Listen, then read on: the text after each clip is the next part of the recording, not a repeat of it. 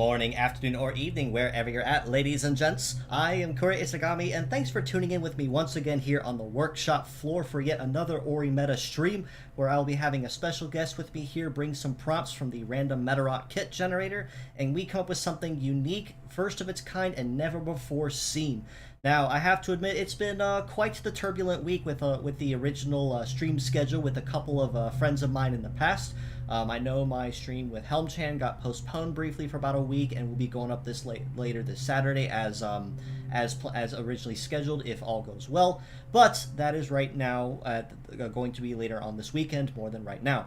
As of current, I do have a very special friend with me here today that will be tuning in with me here on the workshop floor as my special guest of the hour for this particular stream. He has been a guest on my channel for a couple of times over the course of the MNN's history, so it's always a pleasure to see him drop on in every now and then, either for a live coverage like we did with a Metarot Day or with anything else in between. So I'm going to go ahead and take a minute and formally introduce my dear friend of mine with something I actually did put together for him a handful of months ago for just this particular special event in question. So with that being said, I'm going to go ahead and run that and to formally introduce our guest of the hour.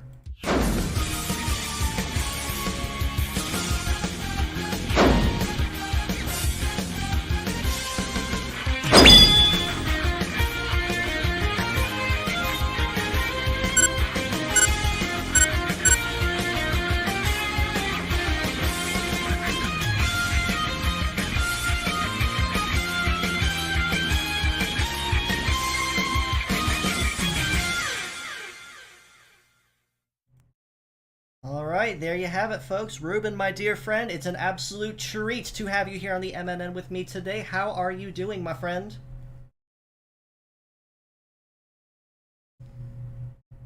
Especially after that intro. Thank you very much. I always have fun messing around with the character design and putting that PB together. Not too long after that, I used it to help kind of refine what I did for my 3.0 model when I officially made the upgrade on that. So it's always great seeing seeing how things change like that and progressions as things go. And I might actually go back and play with yours again at some point in the future, just because I can and I can have fun with it. But Ruben, like I said, it's an absolute treat to have you here with me on the MNN. Are you excited to create something completely original and never before seen here today? Yes, absolutely. I've been thinking and I've been daydreaming and I have no idea. So we will see what we can come up with together. Absolutely. Honestly, it's going to be a great time. Just to kind of recap with any viewers that are joining in, and to recap with Ruben as well, the assignment that I gave, much like I have with previous guests on the channel, is I have them play around with the random Meta kit generator, which Ruben also had some time to tinker around with and kind of help me refine the code on that one. So I'm very thankful for that. Looking forward to discussing that a little bit later after stream to kind of see what you did. So I'm excited for that. But yes, he worked with a generator, came up with about 3 or 4 different prompts that he thought were the best of the bunch, and he's going to bring those with us to stream time, and we're going to figure out which one of the bunch that we're going to further refine going forward. So I'm very excited for that. However, the caveat is that they were to not introduce to me or tell me about what they about any of the prompts or show me ahead of time, because I don't want the chance to pre-think. I want to be able to have the opportunity to come up with these completely blind, no pre-thinking or pre-gaming required, and come up with something completely original, because I like to believe that usually being able to be spontaneous like this is definitely the best way to see a lot of creativity done. Would you agree or disagree with that, Ruben? No, would absolutely agree. Yeah, absolutely.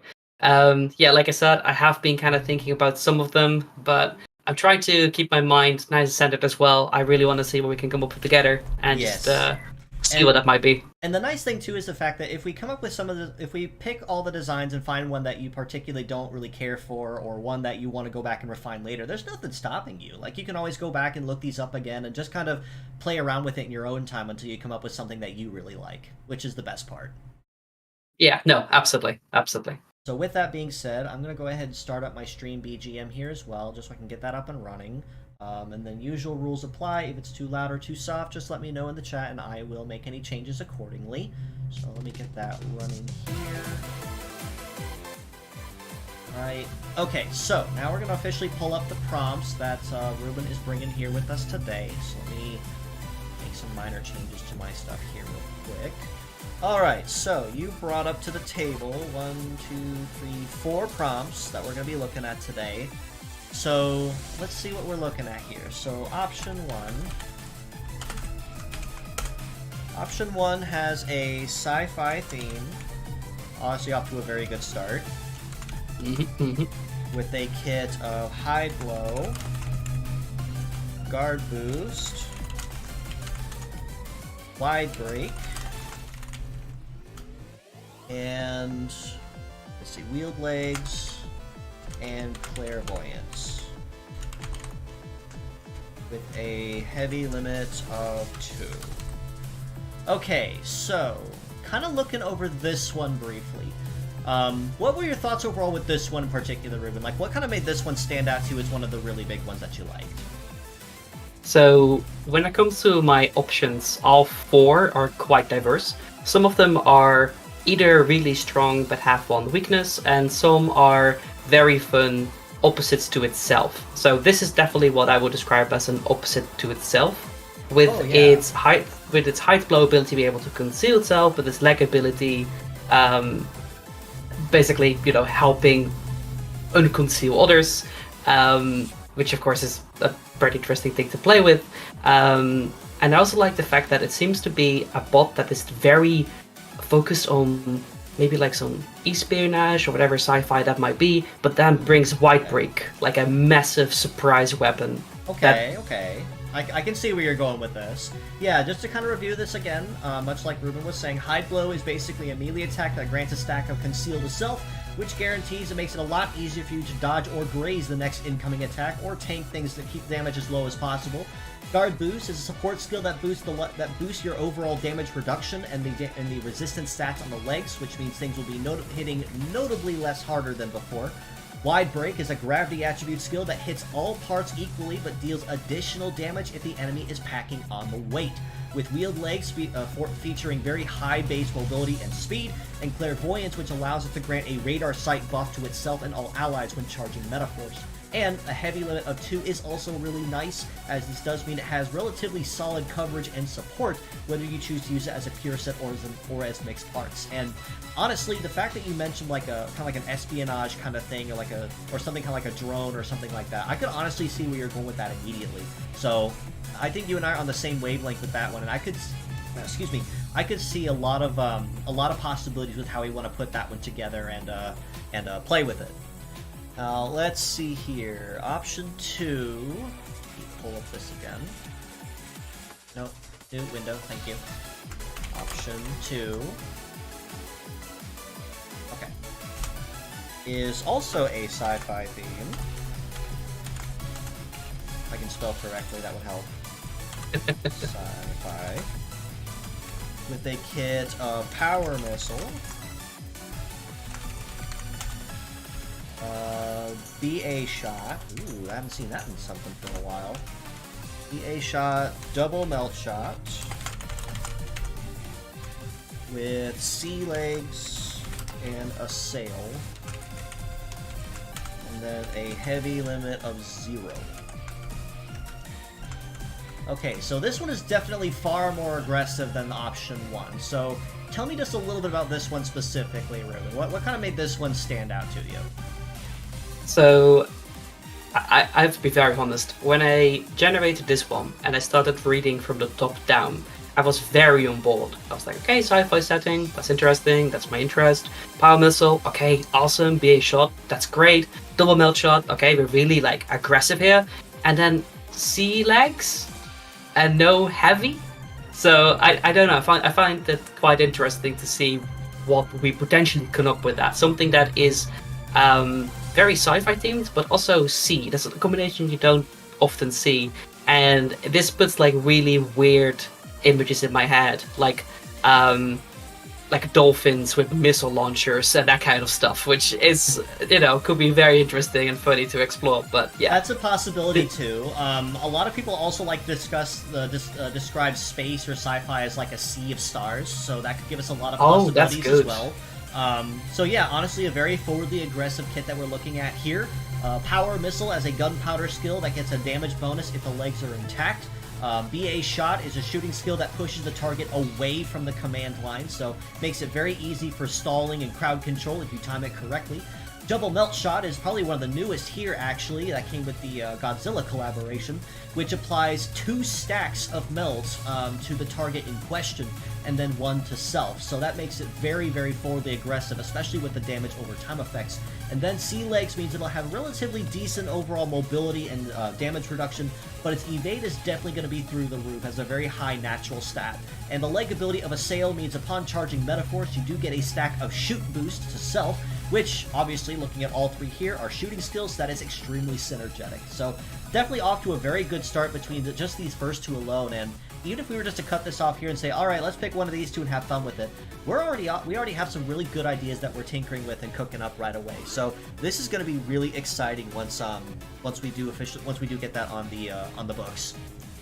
Now, let's see. Option number 3 that you brought to us today is a machine theme with a kit of Wave, Hypervirus,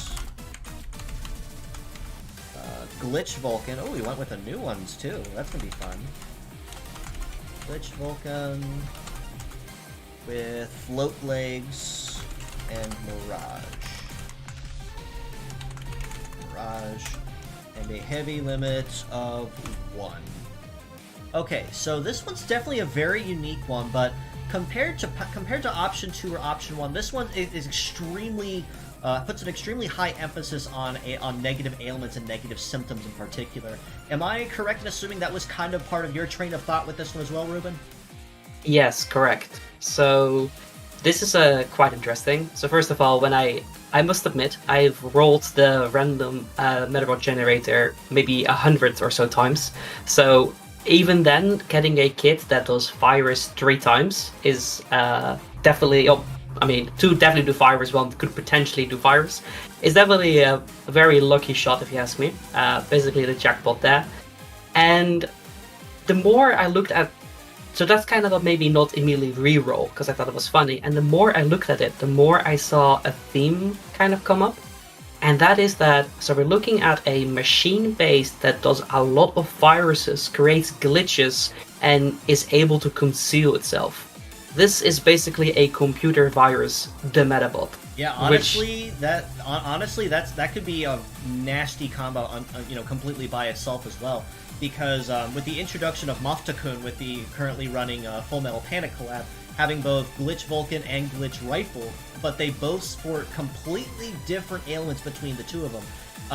That already, even just having one of them here has a very wide array of negative symptoms that this sucker can drop, especially given the fact that Glitch Vulcan can drop 2 negative ailments upon use as a scatter type of attack.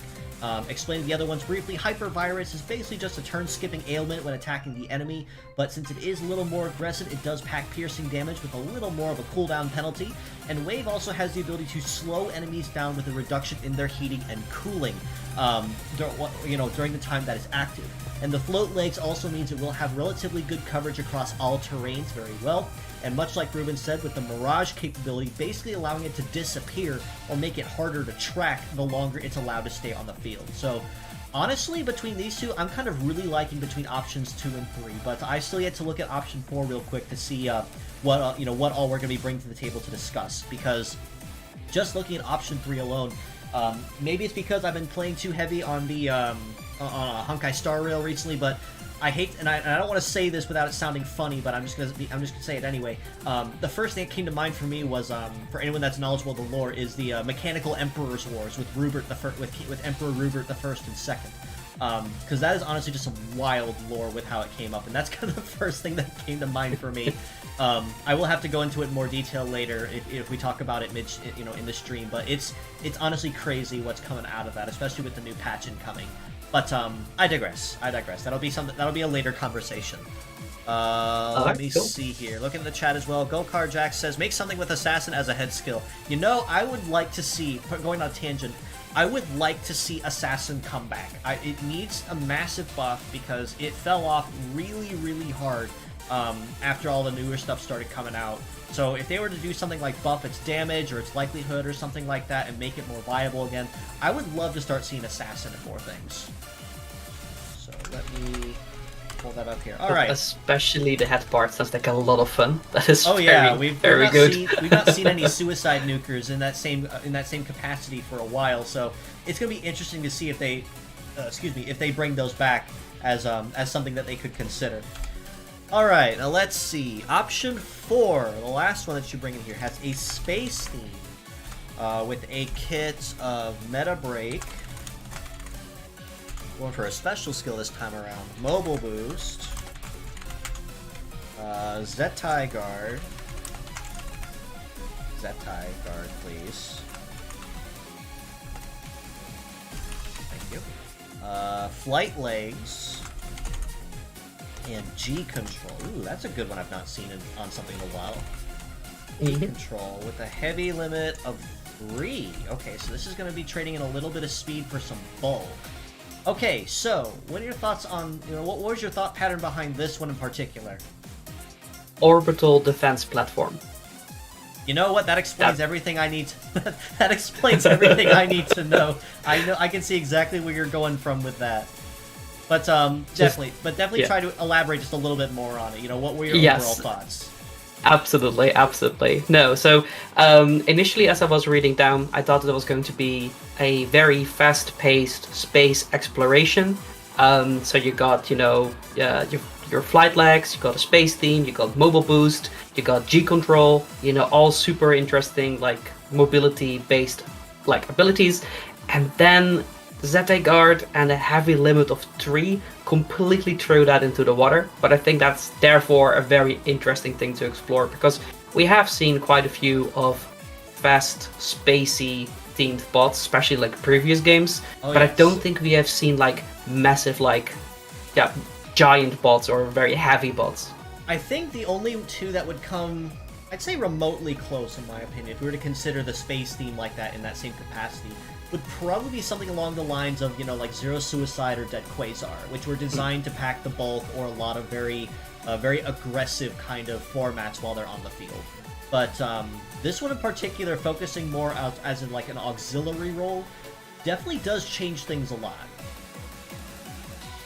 Let me quickly say that even though I've come up with a few like initial images that come to mind, I'm more than happy to take any of these any way that you can imagine as well, because it's definitely, absolutely. Oh yeah, absolutely. Like, I'm just looking at these as well, like, oh man, honestly, you made it hard, bud. You made it hard.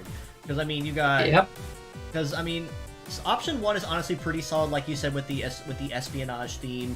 Option 2, kind of like a, space creature or oceanic themed creature. For option 2. Option 3, definitely like a living virus, and then option 4 is pretty much like you said, like a floating space station or something of the like. And honestly, I can't decide. I'm stuck between 3 and 4 here. You made it hard for me. Okay, if it helps, my favorites were also 3 and 4.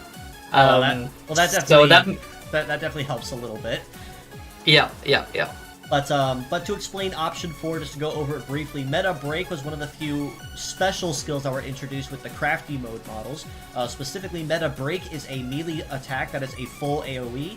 When it consumes 30 CG, it doubles power and gains the blow weight effect and defense ignore.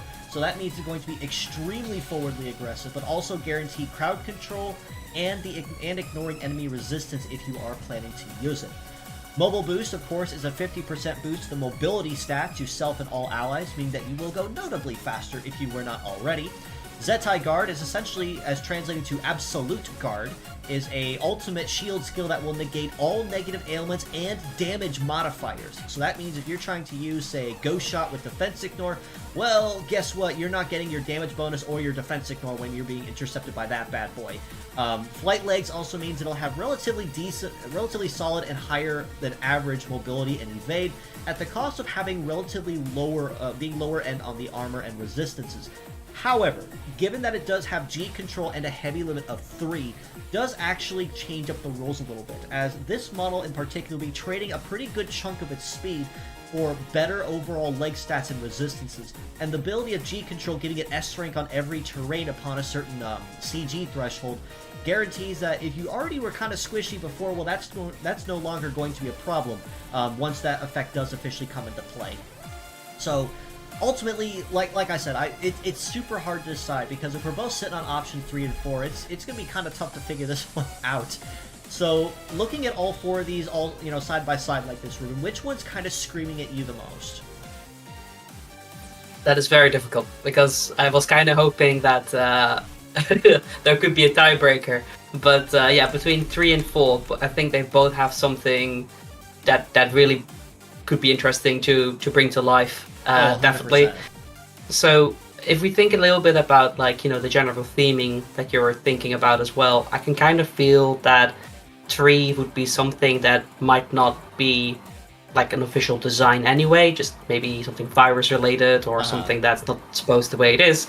And 4 you could also interestingly explore as not perhaps a metabot designed for meta fighting, but a more auxiliary support, exploration. Yeah, exactly, like a utility type thing, something that you could actually see, zoom around the Navi space station for like extra protection or that kind of stuff. Oh yeah, so definitely. That doesn't make it easier though. No. That definitely makes me want to explore both more. No, honestly, that doesn't help.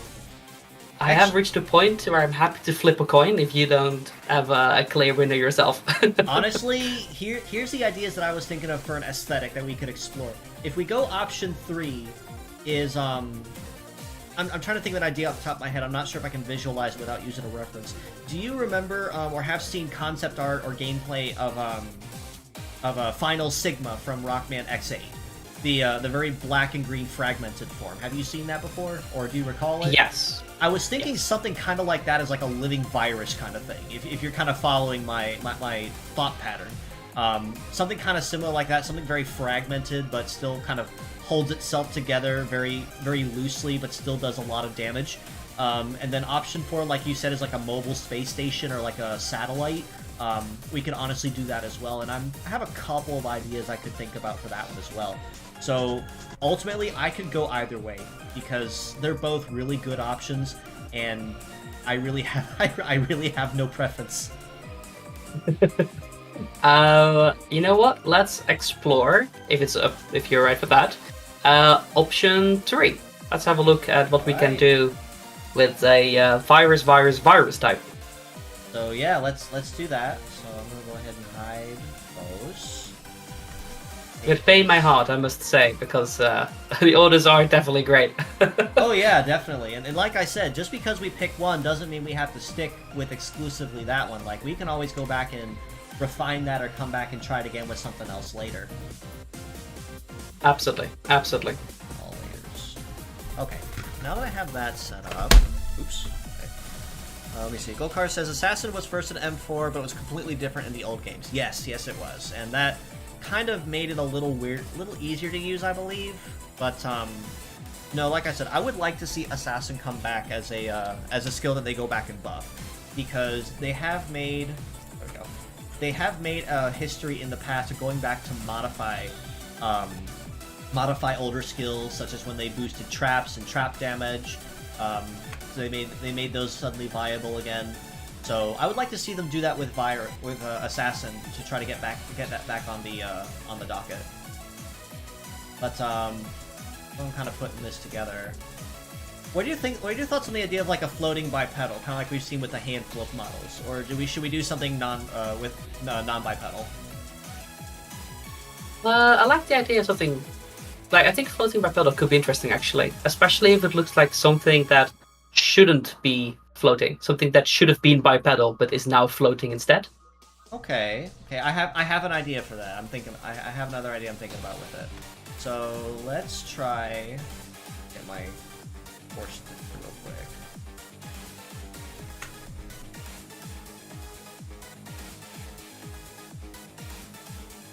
What are your thoughts on like a half leg on one side, like a super fragmented leg on one side, but then a solid biped leg on the other, for like an asymmetrical That sounds, look? yeah, honestly lovely. I think that for what you're looking at here, asymmetry is definitely something that would be a good idea. just to kind of see what sticks. That's what I'm thinking of as well. Let me get my proportions in here real quick, and then we'll find further. Oops, hold on. Okay, so let's do something like that, just so I have my base skeleton set up. Mm-hmm. Alright, let's... Okay, so let's play around with this. So, what are some other possibilities we could do? Do you think maybe we should incorporate certain kinds of machinery into it? Maybe maybe kind of like a monitor head or something, or... Yes, that sounds great. Yeah, Alright. because I would kind of be thinking as well, like what extent to take it. Because do we want something that looks like it was designed to be virusy, or is it something that became virusy? Are we talking like, is it designed to be a weapon, or is it designed that it's something that didn't go very well? For example, are we talking about like indeed a corrupt thing, or are we talking about like a Porygon Z kind of story? Like a corrupted data kind of thing. Yeah, exactly. Because, and then you can even take it to the extent to what is a Metabot with a virus, but just something else that is possessed. So you could even take it like a more spooky way. So there's a lot of possibilities. Oh yeah, definitely. There's a lot of great possibilities we could do for that. And much like I was saying earlier with tying in, and referencing, Emperor Rupert in the Honkai Star Rail series, I think I covered briefly what Rupert was. Do you recall those conversations or not really? Yes, I have a pretty good understanding. But okay. So it's actually kind of wild because in the current arcs for Star Rail, they're actually referencing it very heavily with either with a lot of annotations to it or alluding very heavily to Rupert in some form or capacity. But to explain Rupert again, just for refresher sake, is it was basically a computer found in a garbage dump that became sentient and self-aware, and then used its knowledge and new self-awareness to create a body and basically wheel itself out of the junkyard with one arm and one working finger. And then, upon realizing that it wars. Let me see here. Okay. OBS is freaking me out here for a minute. I don't like that. So let's try... What if we do like a computer server or something for a torso? What do you think?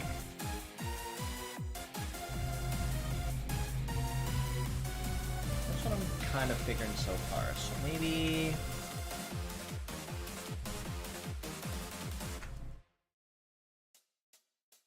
Actually, let's do a little wider of a torso. Let's do something like this and make it proportional.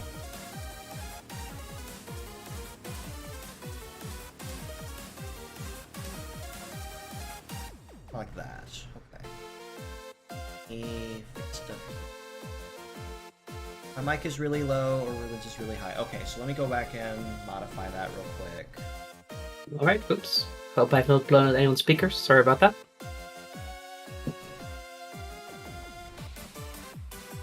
There we go. Let me turn you down just a little bit. Okay, there we go. Okay, that should do it for now. And then I'll keep an eye on it going forward. But what are your thoughts on the idea of doing like a kind of like a computer server for the torso? I'm so on board. Absolutely. Maybe something like... Okay, let's do another monitor here. Actually, no, hold on, I have a better idea. Off the asymmetry. Let's do...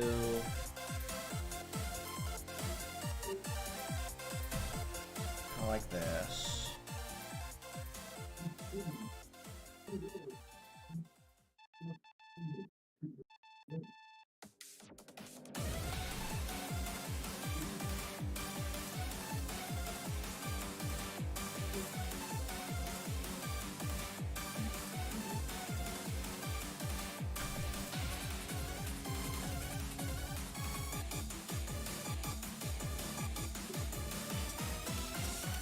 What do you think?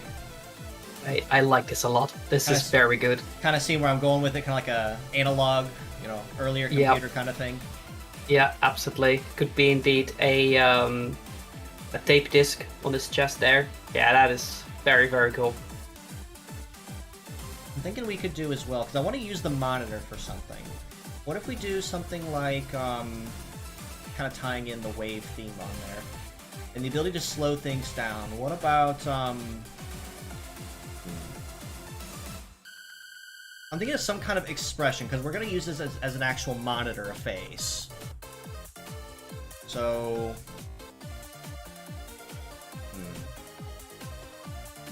I don't really want to use it as an example, but just kind of hear me out on it. What about the possibility of, like, what's his face? Vox, I think? Of, I think it's like Has-Been, I believe? Kind of using the TV monitor for the head? You might have to pull up a reference for me there. Okay, so let me put that here real quick and see if that comes up. Hold on, it's, there we go, something kind of like that. See if maybe that comes in. Okay. What I'm thinking of as well we could do, kind of tying in the living virus. What if we do... Oh, I have symmetry back on.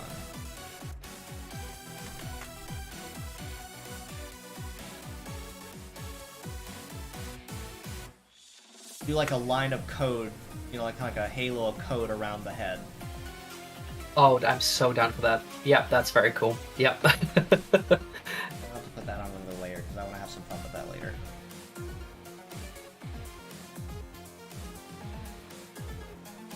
Yeah, that's going to be very cool.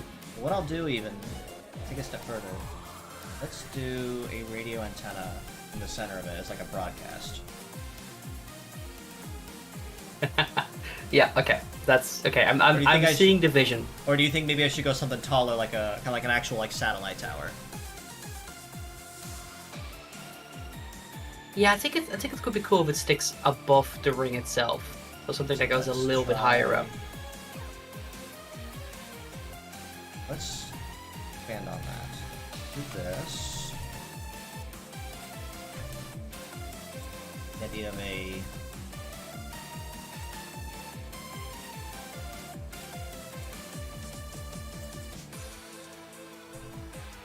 something kind of like... that. What do you think? Yeah, that's very lovely. Oh, I like the idea of like a spinning line of code around it. Yeah. Yeah, that's cool. That's what I was thinking too. Something kind of make it stand apart. So let me...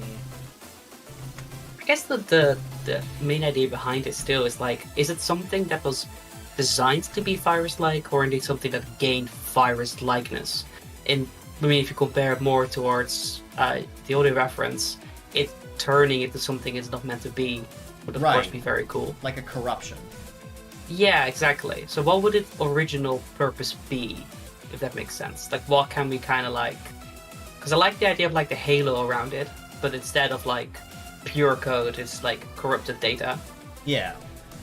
So, well, I kind of like the idea that we have so far of like a computer server. So we could probably use like computer pieces or computer parts as like the more physical, corporeal parts of the body. And then I'm thinking maybe for something like hypervirus, it could be like a very fragmented kind of like digital claw. Kind of give it a little bit of like a bestial kind of design. Oh yeah, that would be cool.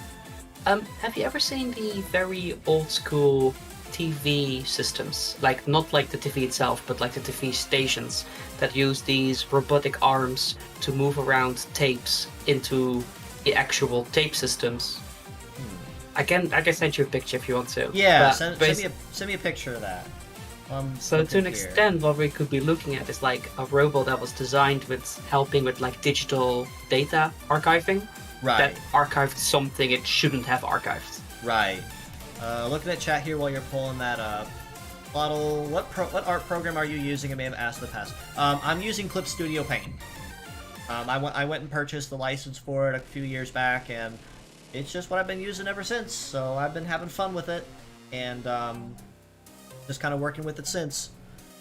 But yeah, it's been a very good program so far. I definitely recommend Definitely recommend it for anyone that's looking for a very solid, and a very robust art program, because it does offer a lot of very nice perks for whatever you're needing to use it for. And the fact that you can also expand on it with extra brushes that you can download from a web store. So it definitely works itself out as something that's worth the money.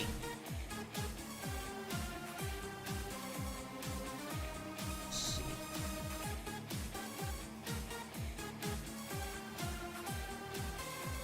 Yeah, just looking at this head design so far, I really like what we have. I think we definitely have a very good possibility of what we're putting together. In fact, I want to take this a step further, kind of like going with what you were going like with the older retro themed equipment. Is actually do that as like an actual thick monitor, not like one of the thin ones, like today's monitors. Yeah, CRT would be a really good idea for this. Just like the roundness of it, and yeah, no, I think that would be very good. Yeah, it definitely helps it more like it's a virus kind of, like it's designed to it. Absolutely. Yeah, exactly. That's what I'm wanting to shoot for as well. But let me see. While you're looking for that as well, I believe, Ruben, we also had a really big piece of news that popped in yesterday as well with the coverage on the main channel, didn't we? That was very exciting. I'm glad you're bringing it up. Yes.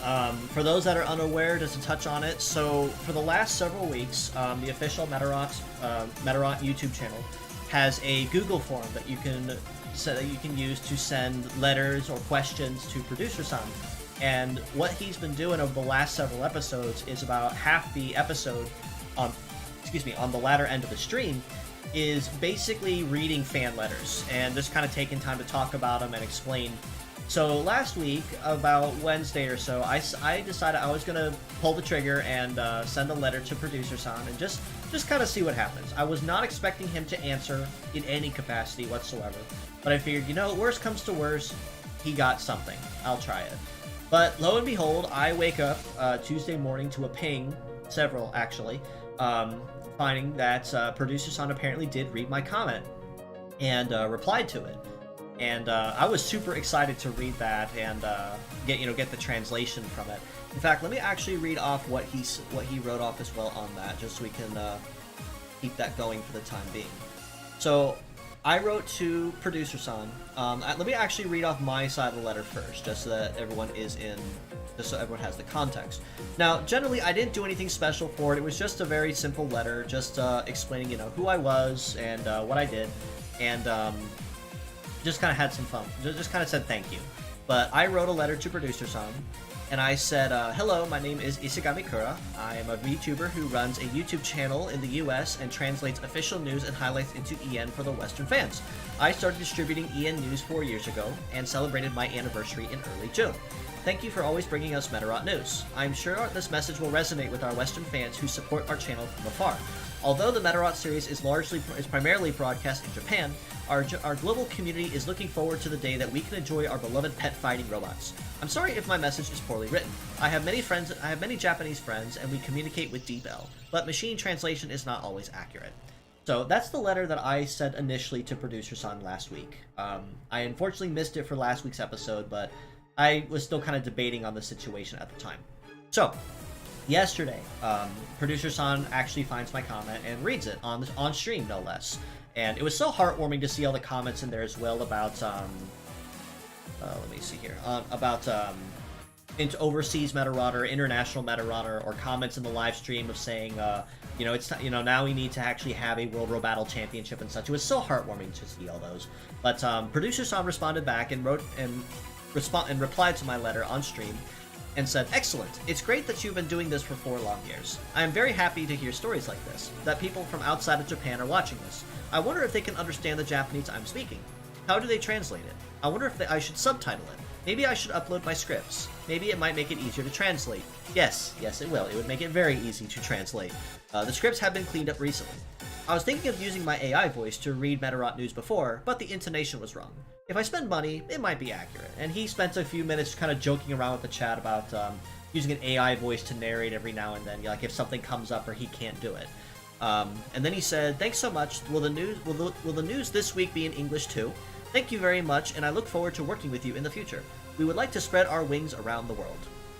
So I was legitimately shocked when I saw that response that was translated for me, for from producer San. I was so surprised when I read that, but it really warmed my heart to read that too, because it felt like acknowledgement, of what we were working on and what we've been doing all these years. So I'm hoping that at some point this could mean a possibility that we could see something in the future. I don't want to jinx it or say anything that should or shouldn't be, but it was very exciting. It was very, very heartwarming and very exciting to read that letter. Let's see. Offer letter from producer so San. lovely. I wish it was an offer letter. Like, legitimately, if they message me, because I leave my DMs open, on purpose for anyone to reach out to me. That can be for commissions or collaborations or anything else like that. I leave them open on purpose. But if I were to wake up one morning to see a message request, from whoever's running the official Metarot channel, and offering the possibility of like a Western ambassador position or something like that, as like a semi-official content creator, or sponsored content creator, I would take that up in a heartbeat. Like you wouldn't even have to ask me. I would just do it. Honestly, just do what you do right now with like the official like logo slapped on top of, or at least an endorsement by. Man, but the fact that you've been recognized, that would be the dream, man. that yeah, would be that the dream. Oh man, no, I can't believe how amazing that was. When I read that, we already briefly spoke about before stream as well. But when I first saw that pin, and I was like, oh, that's funny. There's someone else who's been. Oh no, that's actually you. You've properly been recognized. And hearing words like, when we can collaborate together, and it's like, I wish that to happen so badly for you. Yes, I would love to be officially sponsored or recognized. I'm not going to say it was like the entire reason I became a content creator, but it's like, it'd be one of the biggest goals. Like, I'm on the right. Yes. I would love nothing more than to see something like that happen and be officially, be officially recognized and even sponsored for what I do. Yeah, no, of course, absolutely. Yeah, because partially joking aside, I've kind of done a lot that no one else does, and I'm kind of most of the reason that a lot of people have any kind of knowledge or understanding of a lot of stuff these days. So I would kind of appreciate a little bit of acknowledgement on that as well. That would be great, but I don't want to completely force it either, and just hope that it happens. I mean, everything on due time. The fact that you've now been recognized twice, one for your creative artwork and one for the actual show that you put on here. I mean, third time's a charm, right? Well, I can hope, at least, and shoot, and how does that phrase go? Shoot for the moon, and even if you miss, you're still among the stars? Exactly. So, I can only hope. We'll have to see. I'm thinking of, as I'm still working on this, is maybe... I have managed to find a few references for you that will send your way as well. So these are very old school. They're called LMS, or Library Management Systems, and they were basically used to move beta tapes around. So basically just tape with data stored in it. Okay. So they may often be massive spinning robots with all kind of grabby arms that would grab the different tapes. All right, I could see that. Man, IBM too. That's like the, kind of like pioneer kind of, early tech. Mm-hmm. Still absolutely going strong. Absolutely. Here, hold on.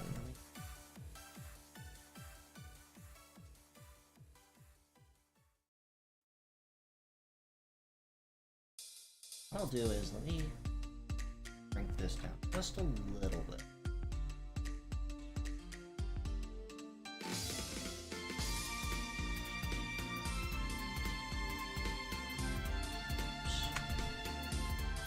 I have an idea. I was looking at that rolling arm. I have an idea that we could do with it. I'm thinking...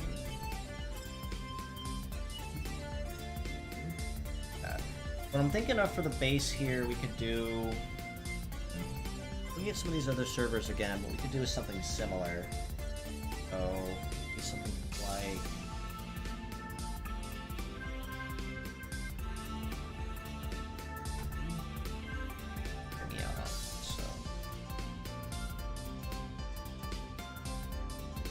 like a data storage down here. Oh yeah, yeah. I can do. So I can do something. Let's go asymmetrical here as well. Let's have some real fun and go with an asymmetrical. Thinking of.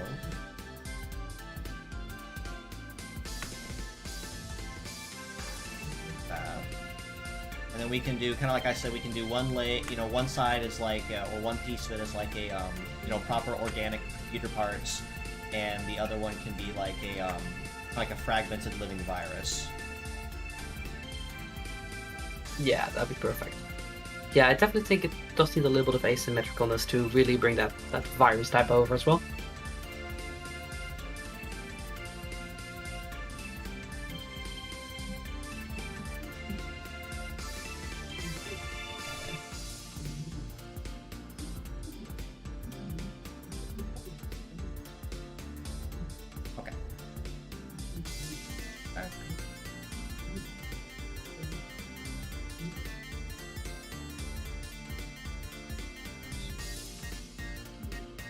Figuring is kind of looking at these pieces as references as well. Do another joint. Ooh, actually, I have an idea.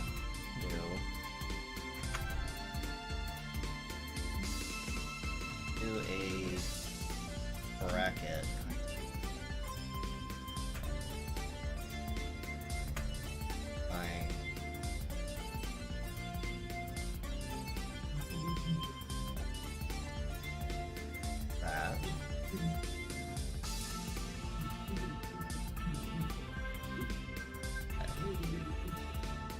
Overall, while we're working on this, just to tie something else into discussion that I've been kind of working on and thinking about, what are your thoughts on the current success or current reception of Meta Survivor, since that's been kind of making some rounds?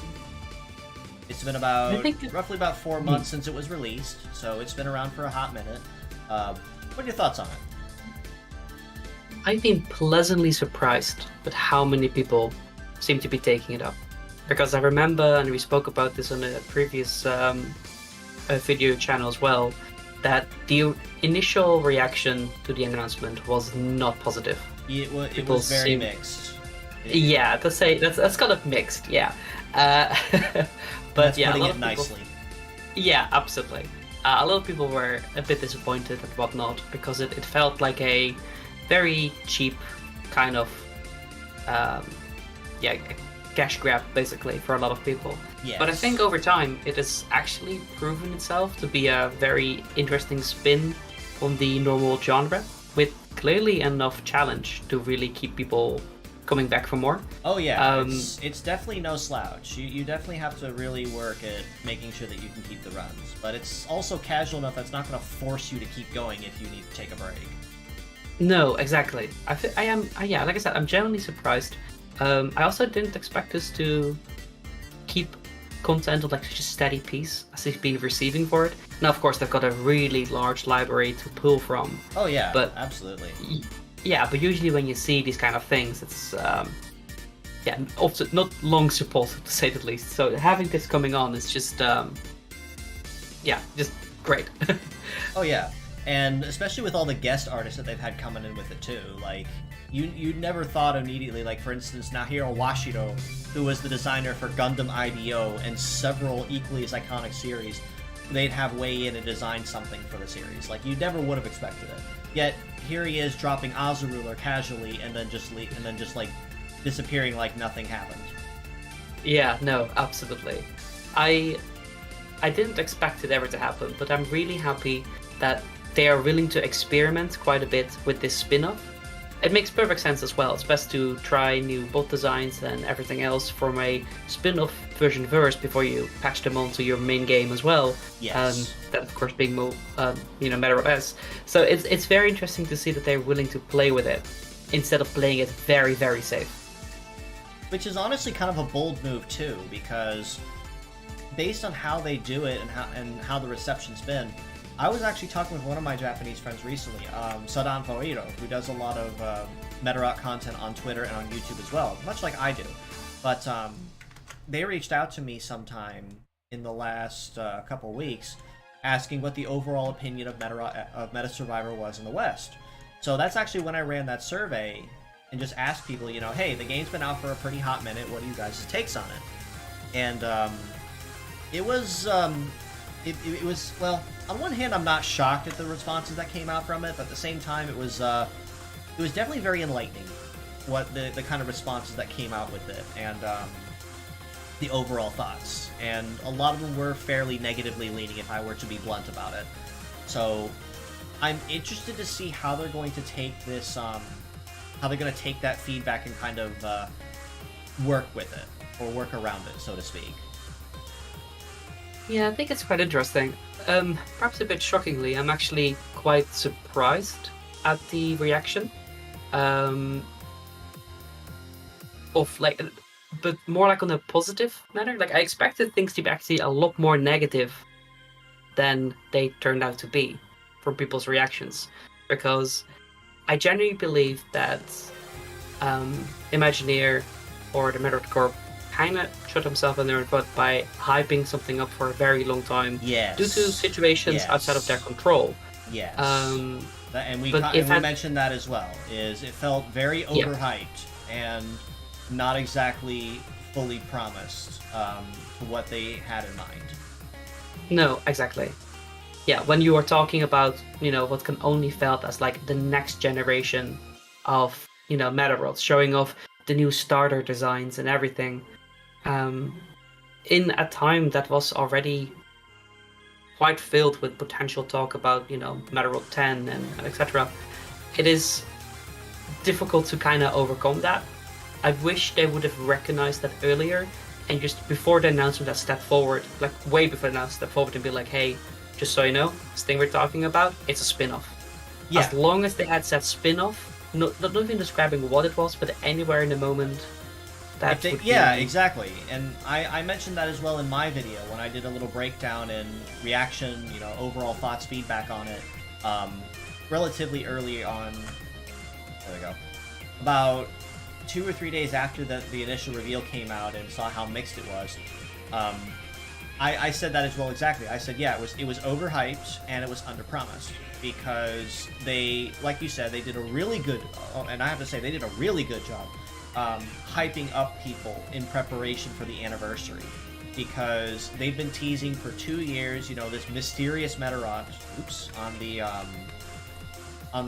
official channel that they've been teasing with the anniversary banner, with that heel and then the back side of the leg. So they certainly knew how to keep it going and keep people engaged. But I think the big problem is they didn't set the expectation.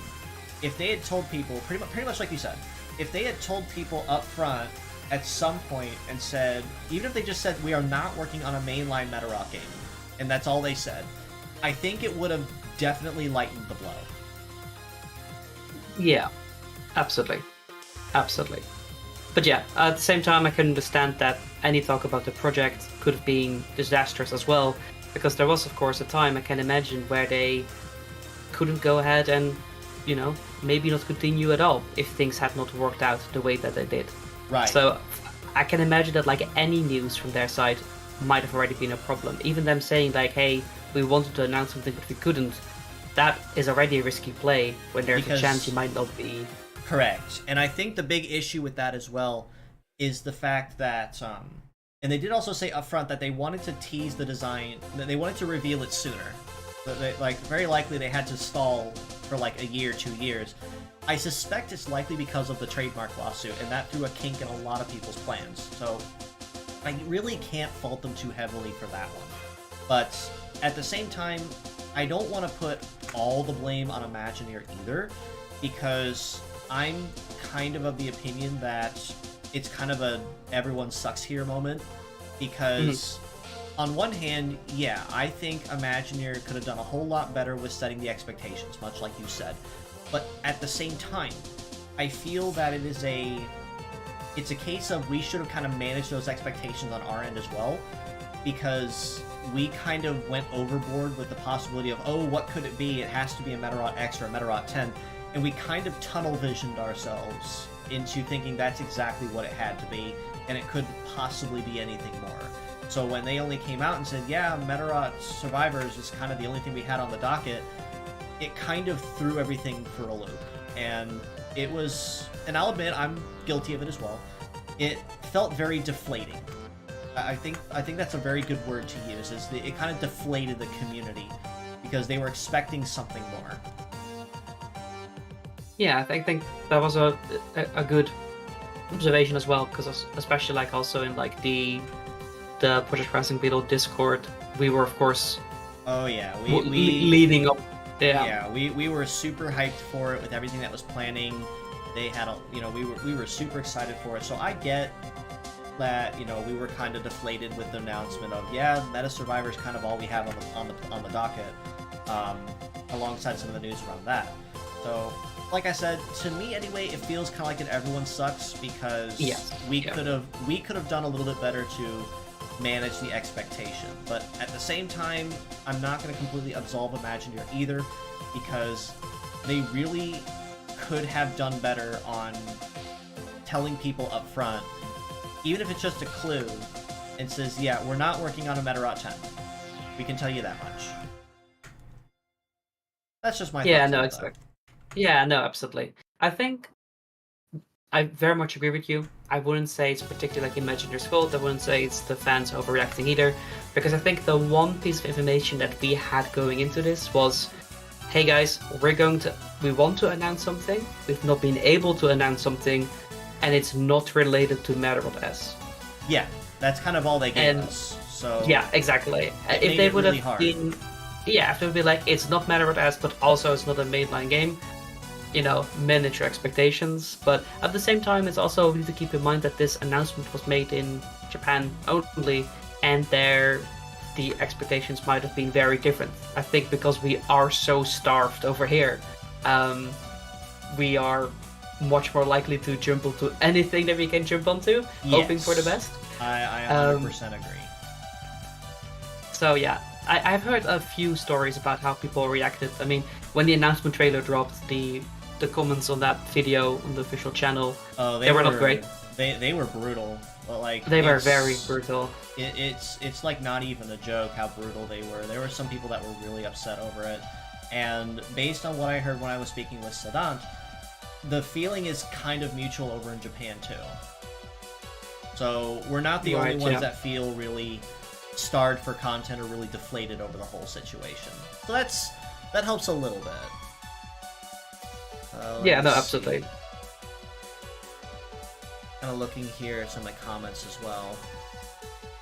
Hooked on Mondi's design from the very start of the anniversary tour. Oh yeah, don't get me wrong. I think the designs were absolute bangers. I really like Mondi and Elfas's designs. I think they were very well put together. Yeah, I've got nothing to complain about the actual designs for the starter bots announced, for the initial set of bots, and also the new ones I've been getting. It's been fantastic, and like that as well. I feel like I'm really happy that they decided to use this as a bit of a practice ground for people that have not designed any bots before, or people in the industry, to really go a bit more wild. There's no need to have a design be backported to Metarot S if it's not a hit. So I feel like they can be a bit more experimental going forward. Right. And that's very clear that they have. 100%, especially with all the guest artists, like you said, because just looking at the designs that they're bringing on board already, they brought Kei Suwabi from Fate, they brought Yoshizaki Mine from Kimono Friends, Naohiro Washiro from Gundam IDO, they brought in the artists from Macross, they brought in Ultraman. they're pulling in a lot of names from very big places, and I think that's definitely going to be a huge it's definitely a very big selling point for the game. Even if the reception is mixed, you really can't deny the fact that people are going to be freaking out when they read, wait, who designed this one again? Yeah, absolutely. Yes, absolutely. Let me try this another way. What I'm thinking of ultimately is kind of like a half digital, half physical kind of thing. That's why I went back and did it in another color. So here's kind of what we're sitting at so far. Yes, this is. Oh yeah, yeah. Okay, this is very good. Yeah, I like the idea that it's to an extent replacing its broken parts with digital counterparts. To an extent. Good idea with that as well.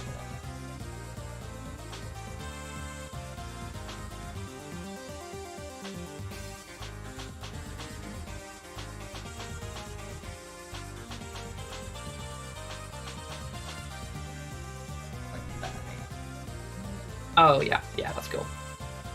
Kind of going with an actual cybernetic virus ghost kind of apparition.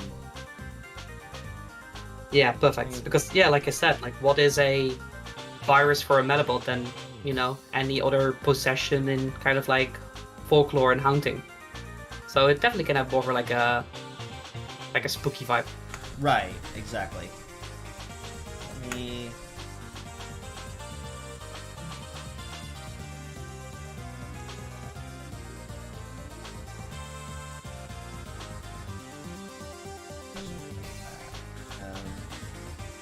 What I'm thinking of as well is I'm actually going to make these parts like translucent to a point. What do you think? Or do you think that'd be kind of leaning into it too heavily?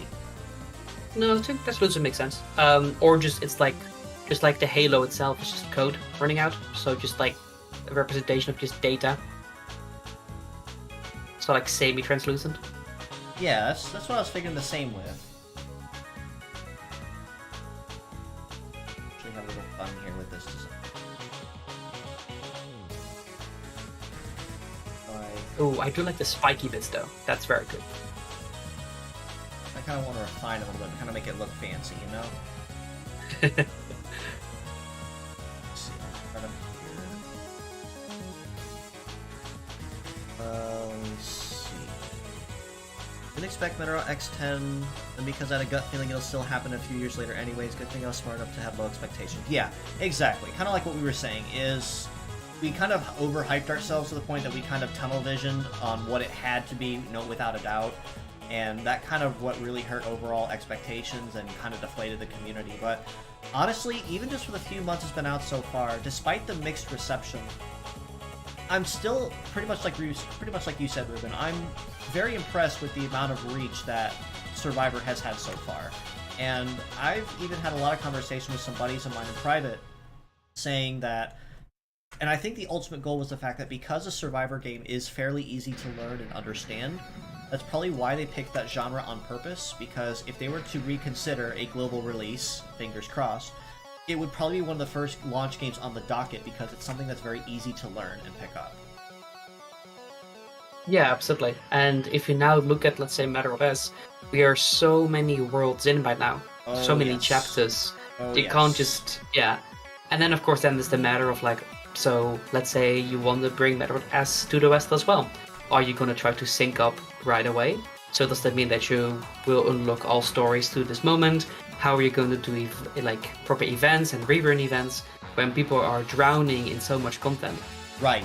And not just that either is, and I mentioned this as well in a comment, it has a massive learning curve. Like, compared to any other of the previous games, which kind of let you learn at your own pace, Metro S has a very visible and blatant learning curve when it comes to a lot of things. So you can't really just sit down and play because you're going to find out, oh, what's Power Rifle do? And then you equip it on there but don't really pay attention to what it does. And then when you realize later, wait, why is my Power Rifle not as strong as it used to be? You have to kind of figure out what's going on, which requires more research. And you have parts, you have the conditions, the leg abilities, and everything like that, metal natures. I would know because I covered all of it. It's a very big learning curve, and it basically requires you to sit down with a manual and kind of take time to learn the game first before you actually can play, for lack of a better term, play well or play casually. Whereas with Meta Survivor, it's a lot easier to learn because there's very little to learn.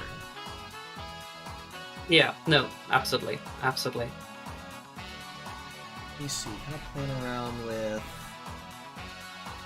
some of these other ideas that you at me. Let's do...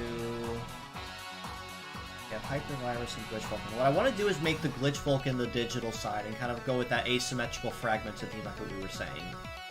Yes. So, what I'll do... Let's do the left arm first and have some fun with it. So, let's do...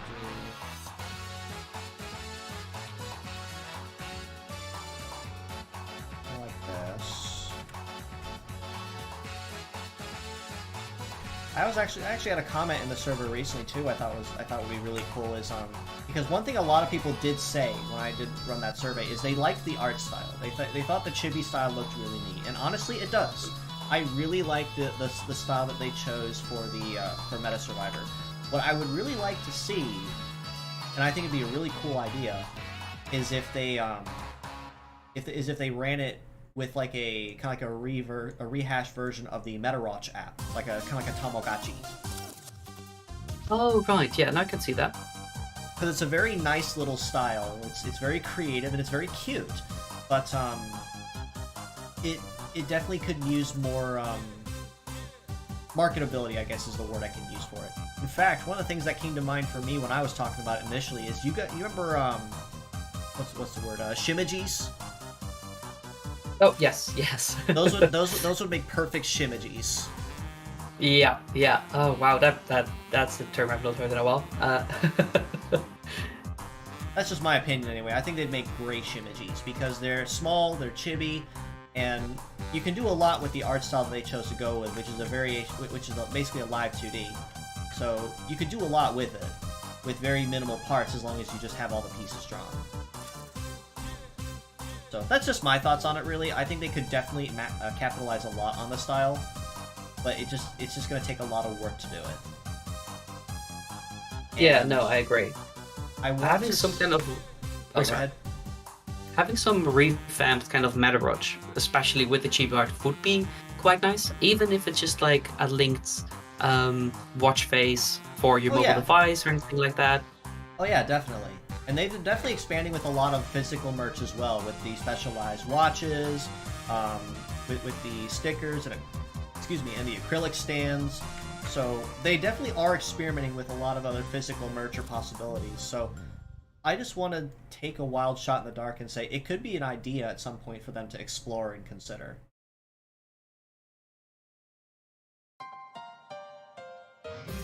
Let's see. So how do you think we should interpret the Glitch Vulcan hand? Because I'm thinking, again, kind of like a bestial claw kind of thing, but I'm thinking of a lot of other different ideas. Oh, run me through some. I'm curious. So one idea, like I said, is kind of like a bestial claw to kind of tie in the theme like we did with the leg, just to kind of help it really stand out. But another idea I was thinking of was like a completely unfinished arm, but with a lot of bits of floating data, like bullets, so to speak.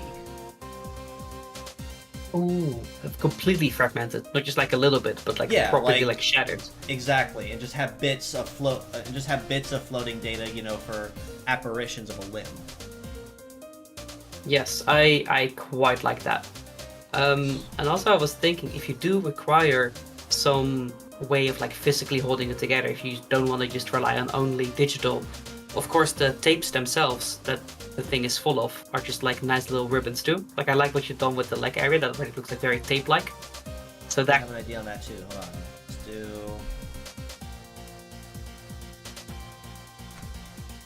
That actually does give me an idea real quick. How to tie it together.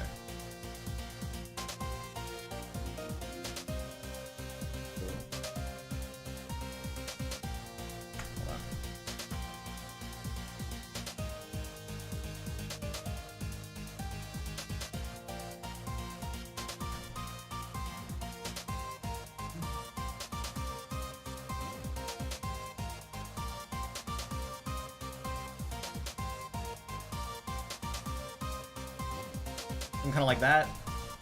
Oh yeah, yeah, that's very good. I can do.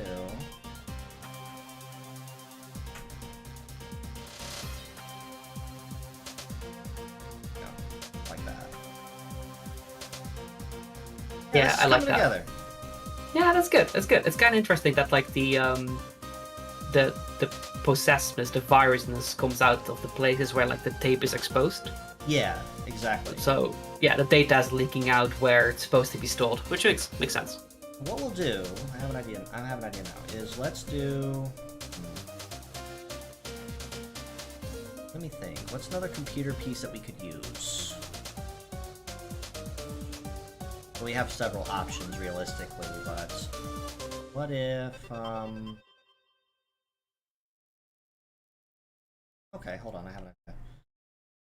Try... I think you'll kind of see my vision here when I put it together. Hold on.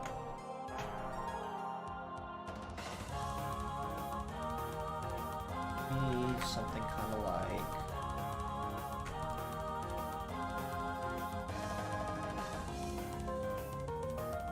The one problem with the only complaint I really have with my drawing pad is the fact it's not one of those fancy ones with the screen on it. So I've had to basically train myself to draw without looking at my...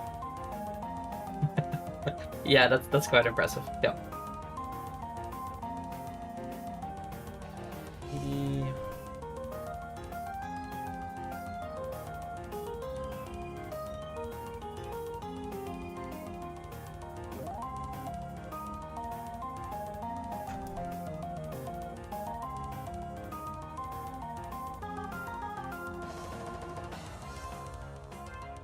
You're kind of seeing my vision here, right? Are we going like full GPU kind of? Yeah, that's what I'm thinking. Kind of like a GPU here. Yeah, just like a full-on processor unit. Yeah, I do like that. I look like that.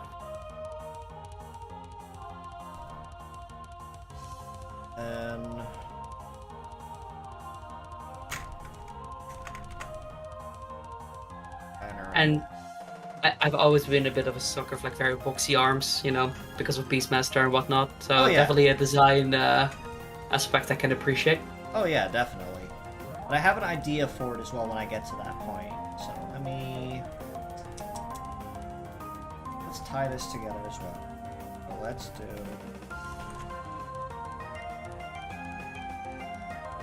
tie it up here.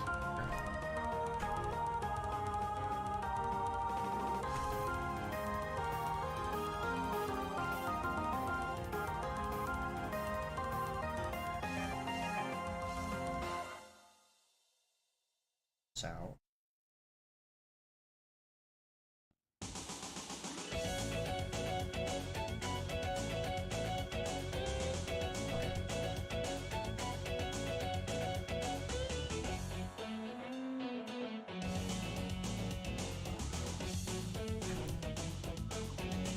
Like that.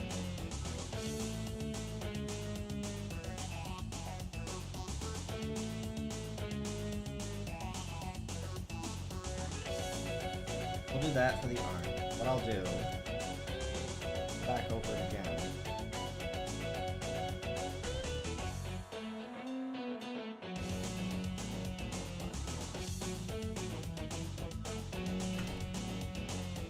Cooperate with me.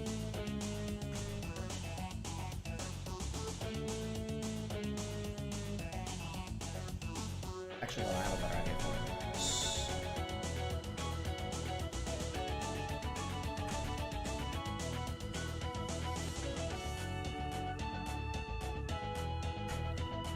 Have it coordinate with it. That's long enough I can get it down here. Thank you. Oh, I see what you're doing. Yeah, okay. That's very, very cool. But I have another idea for it though. I'm just trying to get the base shape on here.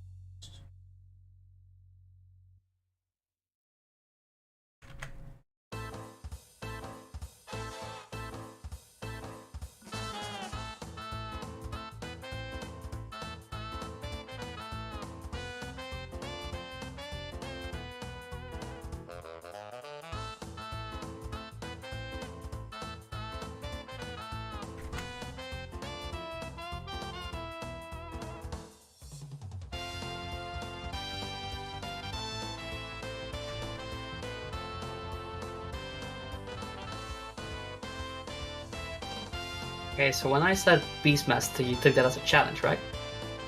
Yeah. Let's go with it. Let's go with Uh-huh. that. Let's go with that answer. What I can do is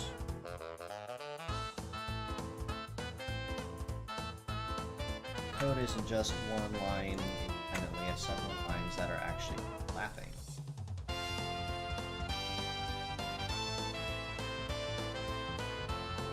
Like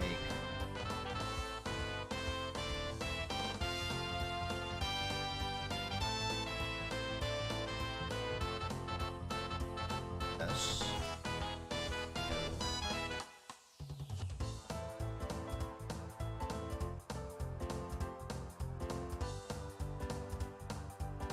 It's like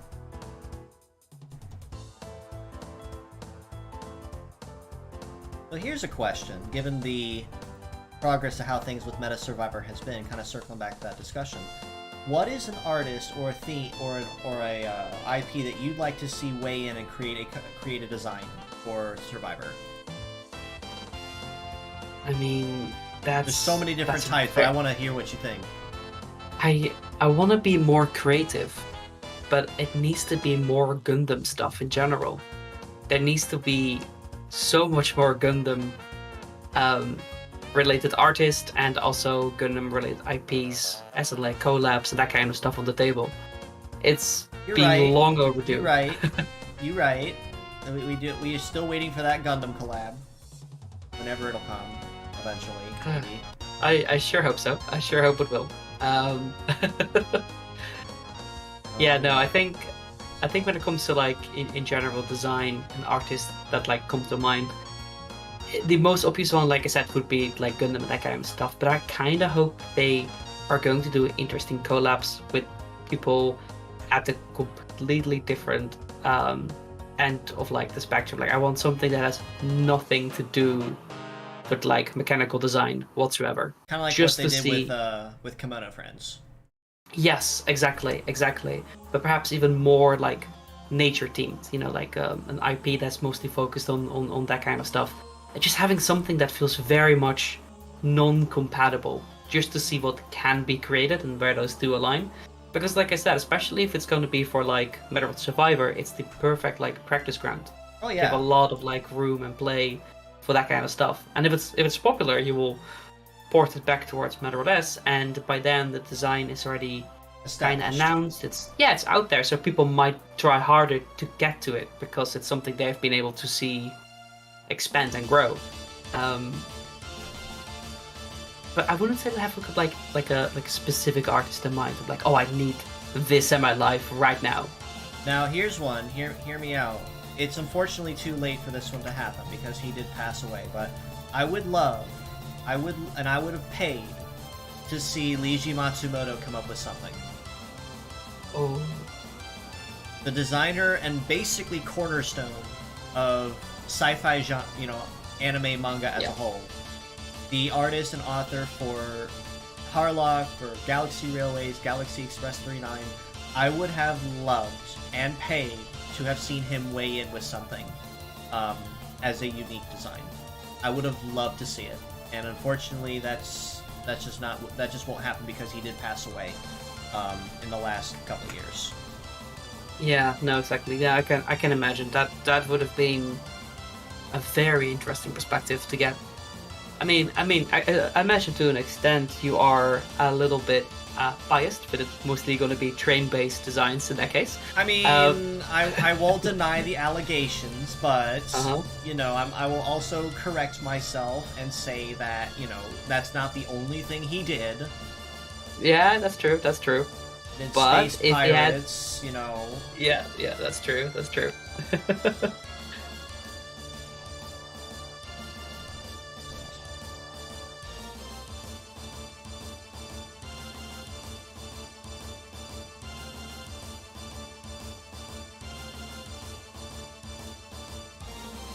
I mean, kind of the question for you as well. We've definitely seen in the last few weeks more and more familiar faces coming back to Survivors. Is there a bot that you're surprised has not made it into the game yet? Hmm. Let it be as like a boss to fight or one to collect. Actually, one that I was waiting on for a while just recently was announced, and that was Hardness 10. So I'm super happy that the Diamond type finally got implemented in. I'm not sure how well she'll perform, given the fact that she has a high emphasis on armor, which is fitting, obviously, but I'm curious how, what exactly that thought process was, because she is a final boss. So you would have thought they would have given her a little bit more of a leniency, with a freedom with the kind of skills she brought to the table and what kind of passive she used. But honestly, with the ability of damage reduction that she does pack, I'm okay with it. Like, I'm not super bothered with it. Yeah, no, I think that's very fair. I think, yeah, absolutely. I mean, it's the usual. Oh, a boss has joined the game, and now is your party member, and is suddenly no longer a boss. It's very common, I guess, in many games. Now, hear me out. Here's an idea. Hear me out. Is because people have been asking for him for ages, and I would love to see it happen. Is Tycon Darrogue. We need the giant turret wall. Yeah. You know what? I think that would be a perfect fit. That sounds like a very good amount of fun. We need the giant turret wall. Okay, let me see. So I had an idea for the right arm. I think. So what I'm thinking about, this is my idea, is using like a memory stick as like a cleaver. Oh, right. Oh, I like that. Yeah, that's cool. I'm gonna go with that as an idea. I'm just trying to figure out how to work my way down to it with the shoulder and hand assembly, and if I want to make it a wieldable weapon with a hand, or if I just want to build it onto an arm. Oh, I like both ideas. The idea of like a lens that's actually a USB could be very cool, but the idea that it's something... Oh, there's something actually really malicious about it being like something that's being held, like an actual USB stick in design and nature. It feels more like if it's like a lens, it feels like it's a tool. If it's a hand operating a USB stick, it definitely feels more malicious. Like that it's actively trying to be a virus, something that is gonna try to be injected. That's what I'm thinking about. Like a memory stick as a lance or like a cleaver, like I said. And they have the design for it very easily. They could easily do that. Just trying to think of what else we could do with it. I'm trying to think of some other ideas for computer bits we could use or have not used.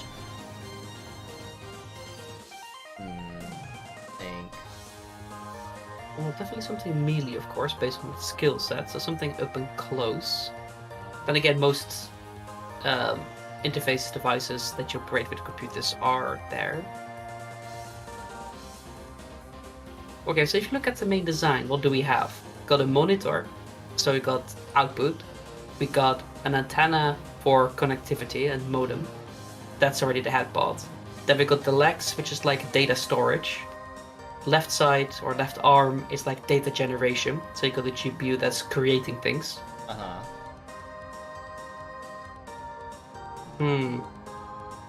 I mean, it could be that the last thing is more output, so transferring data. So either like a thermal printer or... Yeah, I'm falling back on USB again. It's like a way to like export data.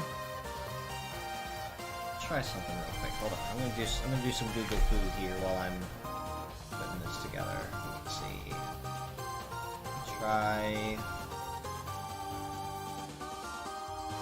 Will that be under like retro computer parts, maybe?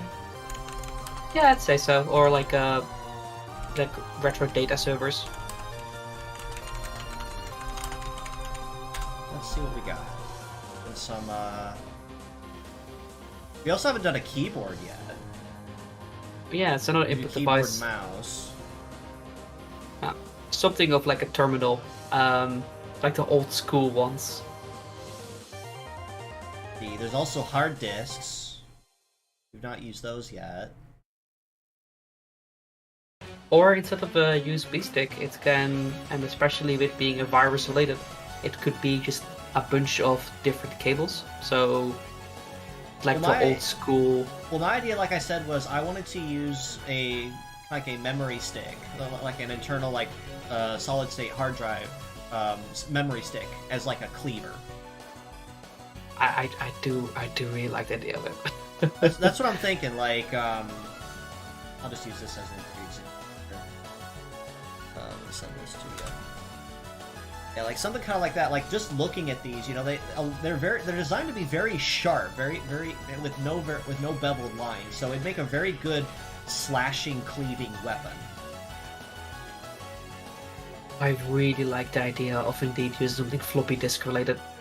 I think that could be very, very fun. What if,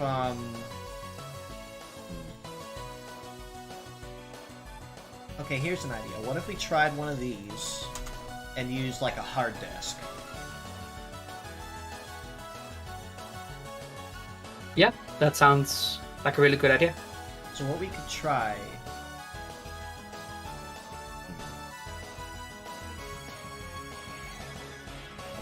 So yeah, either indeed like in that case like a USB like you said, or an exposed hard disk is a good idea because the amount of RPM it makes, that would be a grindstone. So what I'll do is let's do the hard disk as the shoulder.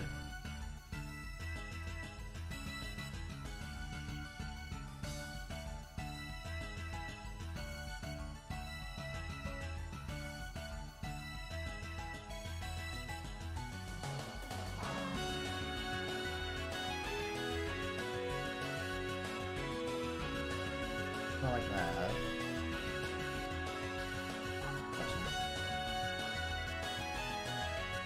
Then what we can do, I have a neat idea. We can use the wire idea. What if we... Hear me out on this. I have an idea. I think I'm cooking. So let's get it to cooperate with me properly. Let's do...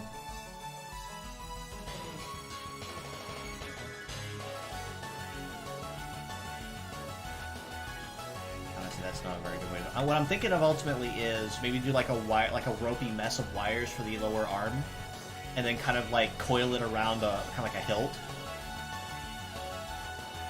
Yeah. Okay. I like that. That's very cool. So let me work up another way.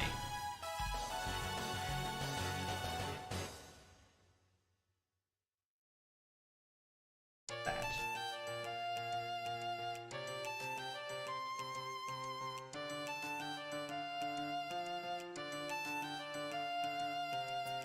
There we go.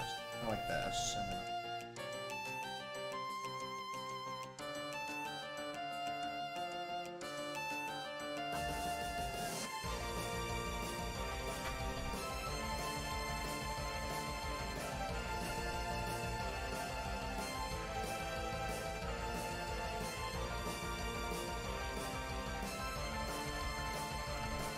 Let me just refine this one piece.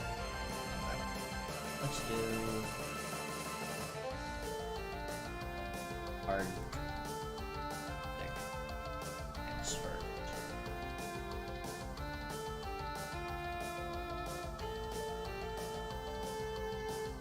I'm really liking the idea that we cultivated with kind of like a living virus kind of thing, or something that went rogue.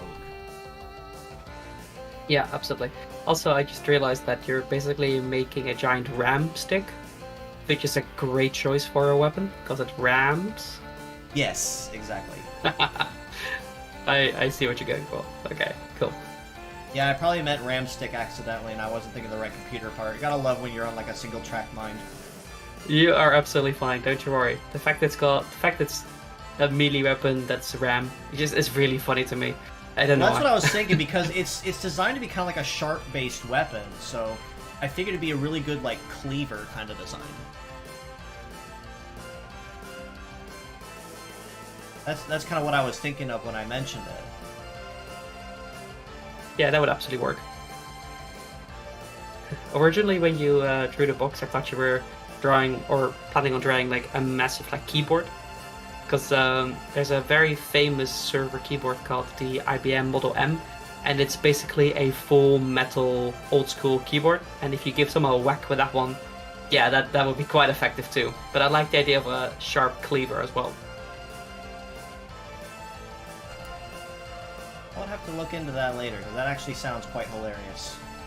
I will send you a quick picture of it to so you can understand my weird version.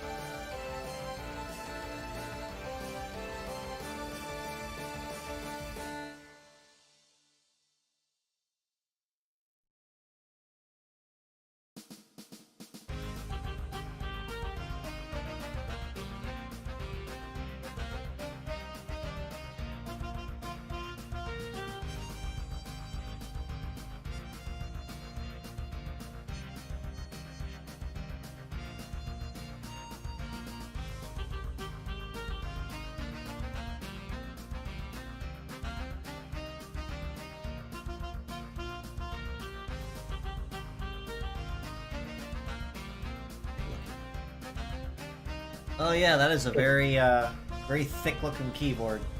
You probably deal Yeah, probably deal some pretty good damage with that sucker. uh-huh.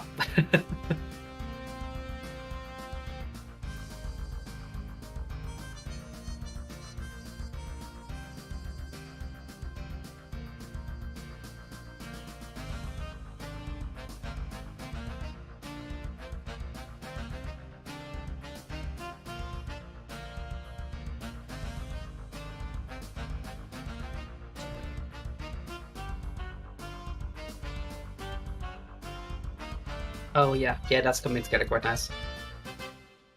What I'll do is I'll build further down. Just...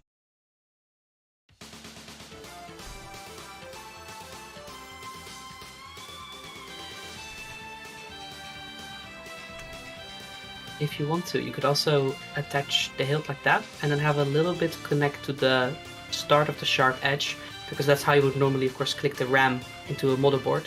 So then it looks like it basically snapped off its socket. Do you see what I'm going for? So kind of like make a hilt off of a socket? Yeah, exactly. So the sockets would normally be the sharp edge, so they won't really work. But if it looks like it broke off, then that'd be kind of cool. Oh, I see. So maybe like... Yeah, exactly there, yeah. Like a handguard kind of thing. Exactly, yeah. Like it's supposed to be like that's the socket it just snapped it out of.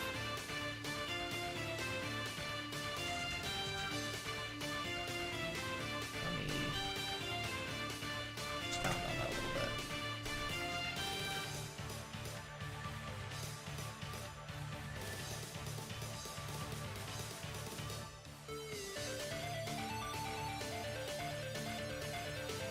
Like this. Yeah, Something like exactly. that, essentially. That's it. That's it. And in that case, what I'll do... Let's expand this a little bit. Because... Build on it. Put it all the way around.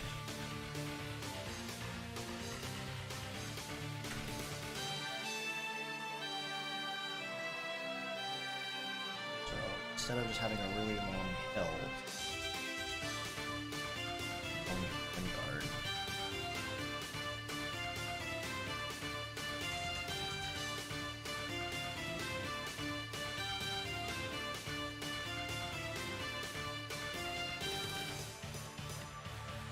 Kind of like that. Yeah, that's perfect. 'Cause then now it definitely looks like it's like an improvised weapon. Yeah, I can see it. I dig it. In that case, what we can do...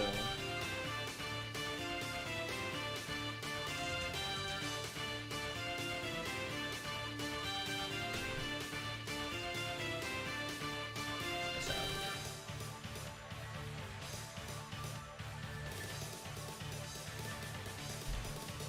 So, let's...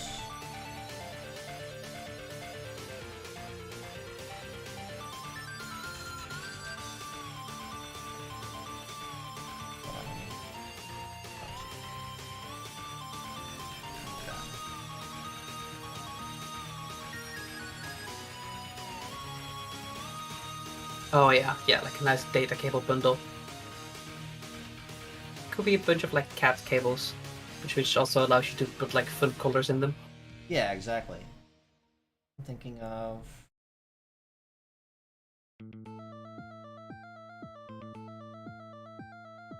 Actually, looks like it's wrapped around.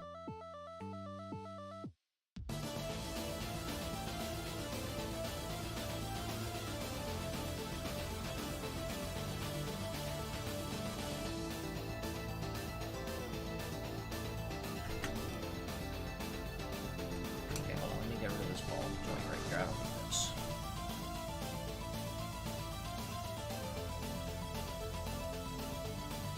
Actually, what we could do. Yeah, hold on.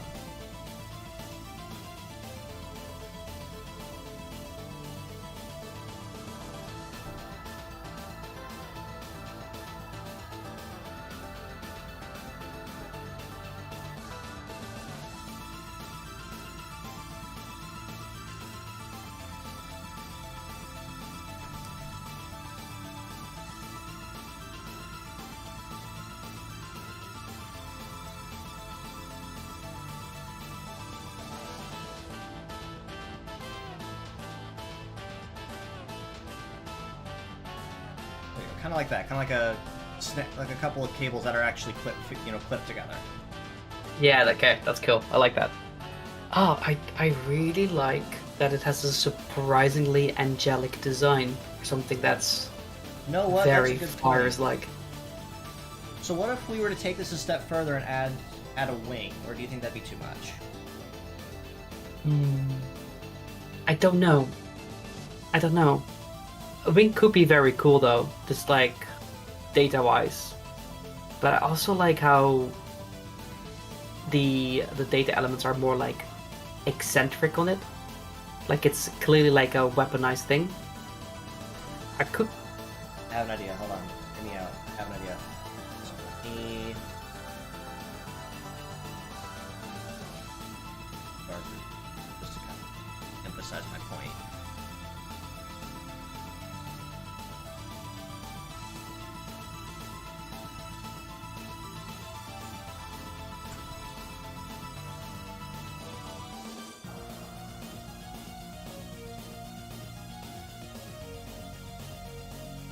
Massive binary wings? Yeah. Oh, yeah, I am so on board. Something Yeah, kind of like okay. that, or even just on one side.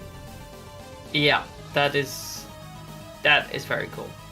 Would it be attached to the arm part or towards the head part? Let's do it on the back of the. Let's do it on the back of the torso. Yeah, I like that. Yeah.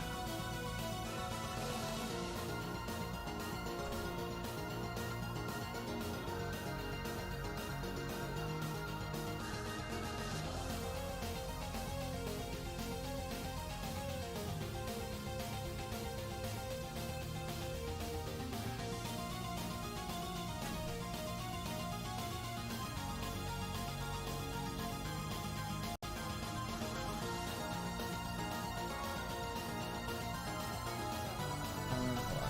Let's see that.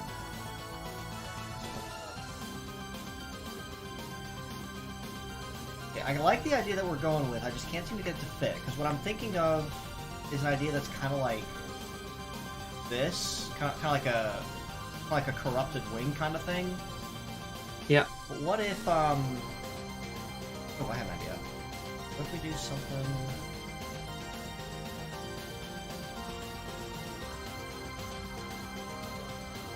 Yeah, I was gonna recommend that as well. Yeah. That might be very, very good. It could work. All right, let me do that in another color though, just so we can stand apart.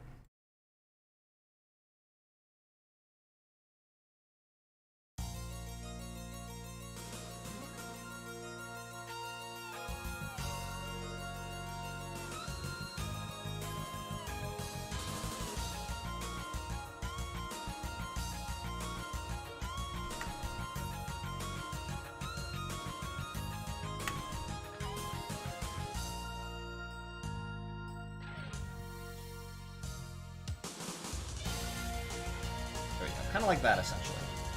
Yeah, that's very good.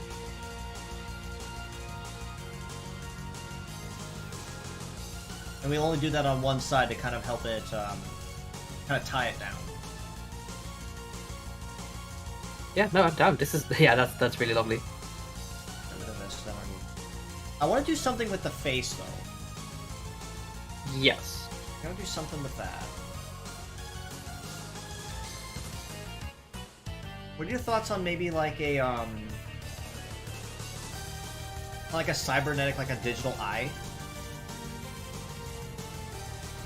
Ooh, I like that. That kind of also falls back onto what we mentioned before, with it being a data archiving. So it's watchful. It's looking for things to analyze.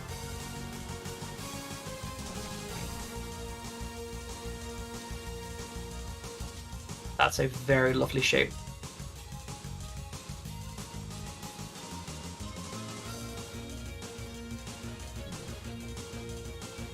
Yeah, the thing is, if you are kind of playing it as an angelic thing, and I really like the idea of a virus with a god complex. It decides to appear angelic because it is corrupted.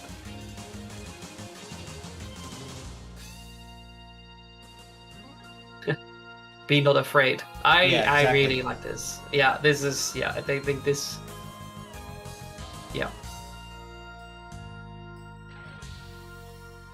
I dig it.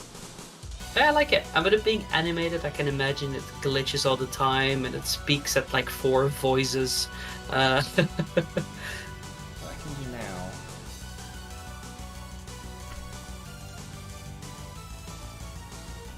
I just realized I put that on the wrong layer, so I can actually try again. I hate when I draw on the wrong layer. Yeah, no, that sounds that's great.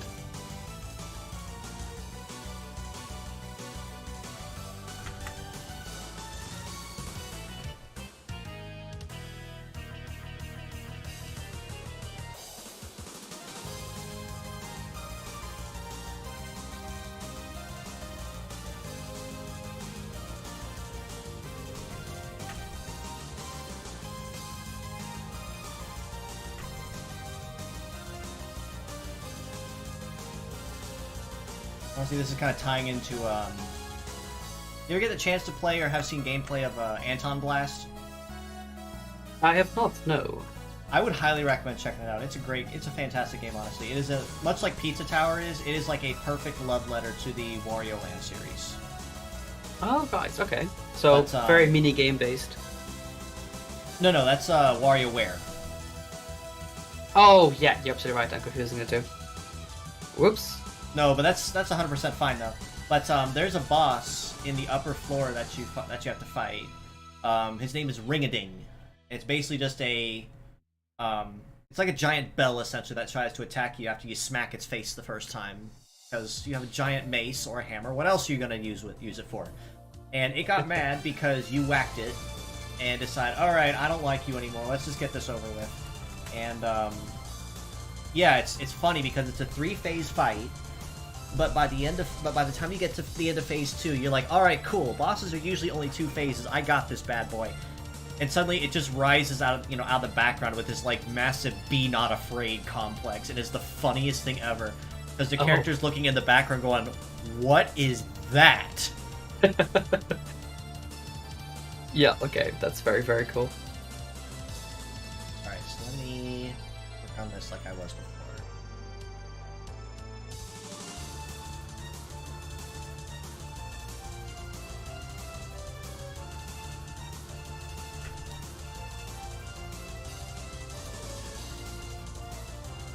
How much space do we have on the actual Canvas? Yeah, no, on the actual like banner you're doing right now? Because I can come up with some quick binary that might be interesting. I mean, sure, if you have something in mind. I was thinking, what would this thing have or say? The problem is binary, of course, is not great. If you make it hexadecimal, we can do quite long messages, but I'm not sure if that works. But I think we can go for single characters quite easily. So we could do something like, like Vive or Virus, or like Collect or Gather, or...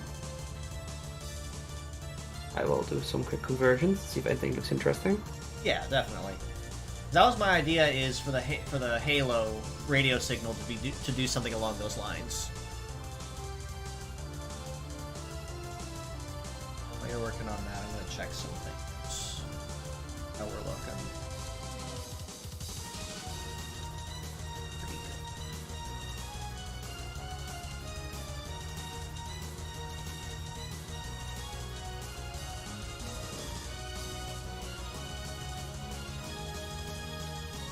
Let's see.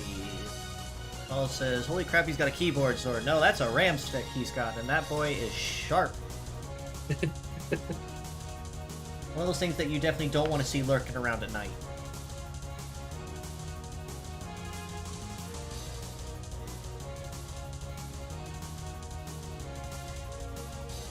Okay, so text to binary.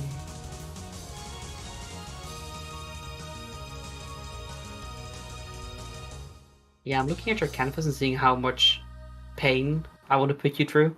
Because binary is basically, what's it? It's 8 sets of zeros and ones per letter. Well, I don't have a lot of space there, so I'm not going to write like a whole word, but yeah, just enough to kind of cycle it all the way around. Yeah, exactly. If you want a chain that is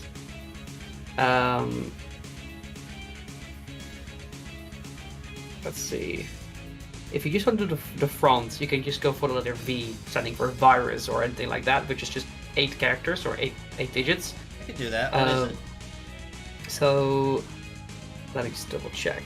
I'm doing this out of my head. I'm not sure that's a good idea. I'm gonna look it up.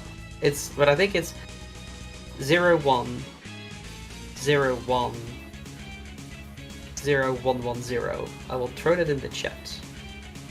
Okay, yeah, because I gotta figure out if I want to use my symmetry tool or if I want to leave it. It is semi-symmetrical. I think there's one character that is not symmetrical. Let's see, where's my 01, 01, one in the center. 001, you said, right? Yeah, it's 01 01 okay, 110. I'll need the symmetry.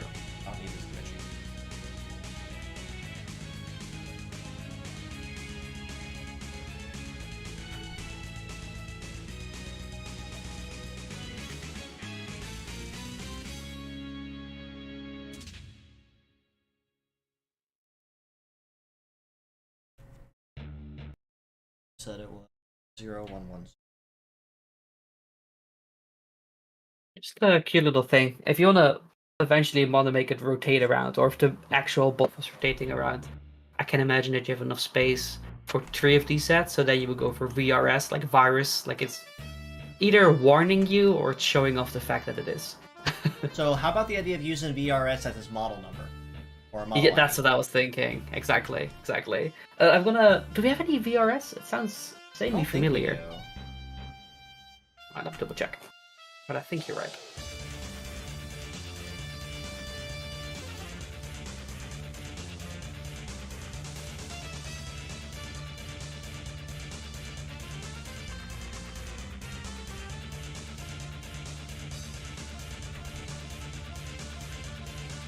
I don't think we do. Nice. So, a virus. There we are.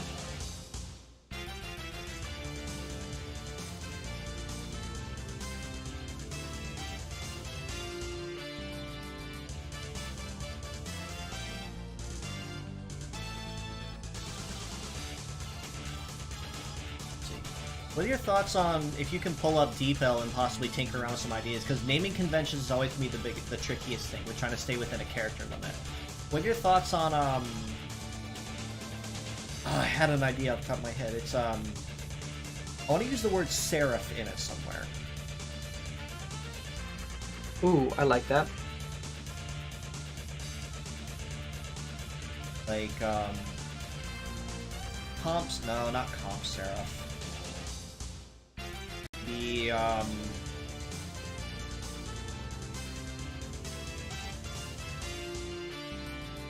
don't know. I'll have to let you tinker with that one while I'm. Yeah. Let me give me a second. Yeah, I will see if I can. While you're doing that, I'll work on getting some basic colors down and try to keep the ball rolling on that.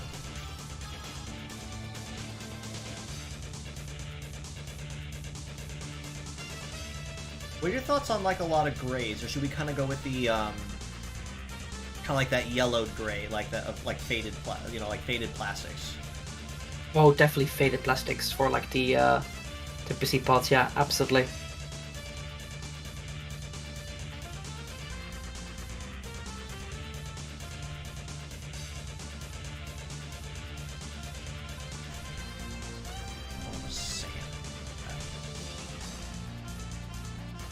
I'll do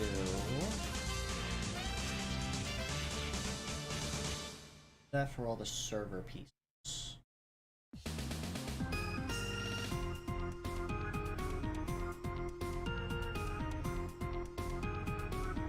I can just imagine all the people looking at this now starting to wonder, one-winged angel? Oh, that's a perfect color, by the way. That's like a great. sandy, kind of like a sandy gray. Yes. We'll do that for all the hardware pieces. I want to do the head in like a, well, it won't show in a front face, but I'm thinking like a black rim, like those classic, old giant monitor TVs. Yeah, I think that's a good idea. Especially because the focus should really be on what's on the screen itself. Right.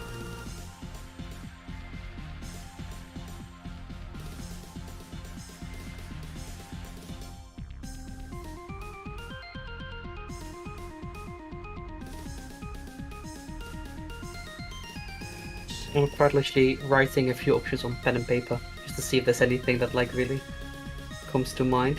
I've got something here, but let me cook for a bit.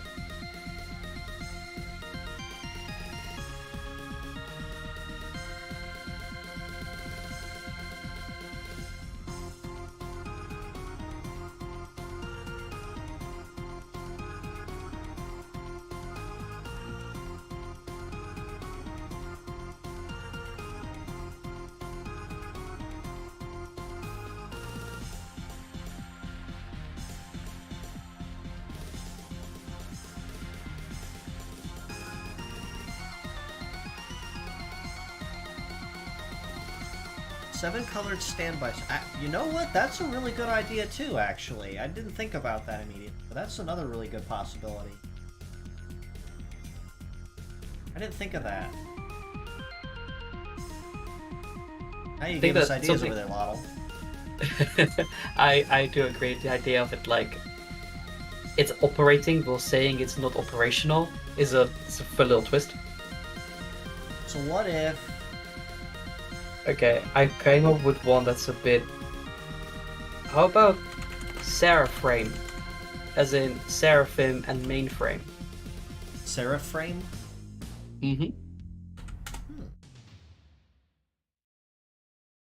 I will keep on looking. What if you split it into two words? Seraph frame. Or frame seraph. Actually, no, that would fit too. Now I think about it, because there is a camera type in the earlier games called Framecast. Oh, right, yeah. That would work. Okay, let's see. That's a possibility. Yeah, I was originally thinking of it like this, but we're more than happy to break it up in any way that we see better fit. How many characters does it translate into when you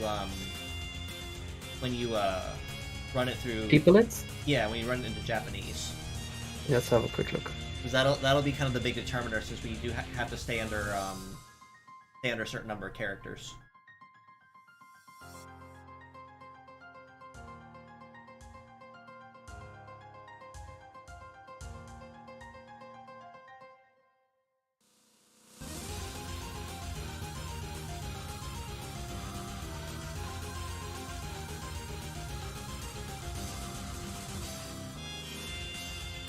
It's 5. That's pretty good, actually. That works out then.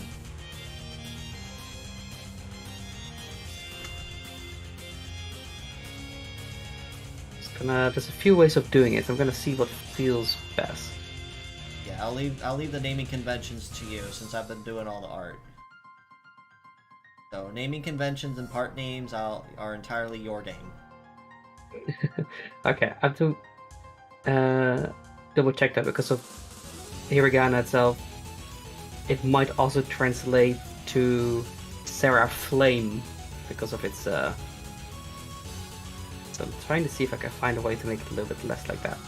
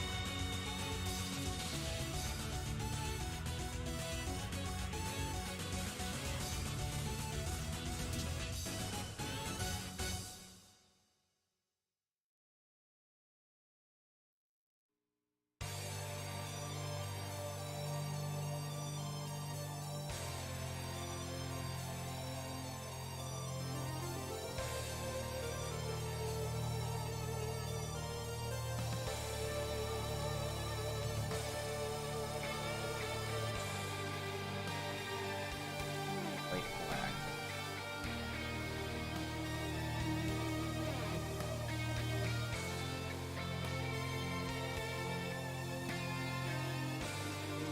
Epic.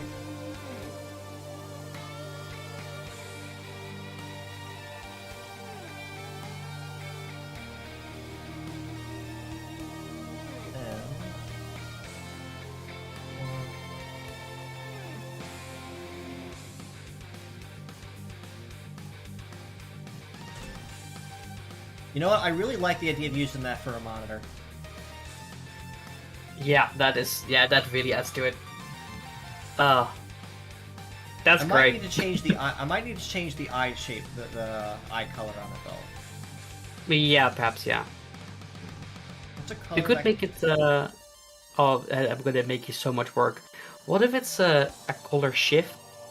So, what I mean is that let's look at the top left eye. The I left see bit what you should be mean. black, the middle bit should be white, and the right bit should be yellow. So like the colors have like shifted one to the right. I can see what you're getting at. Yeah. But it's a lot of work. So I'm just trying to think of how I would do that.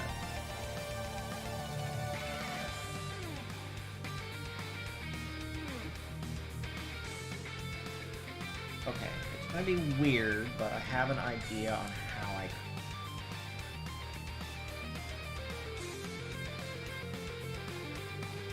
What I'm gonna do is I'm going to clone that layer.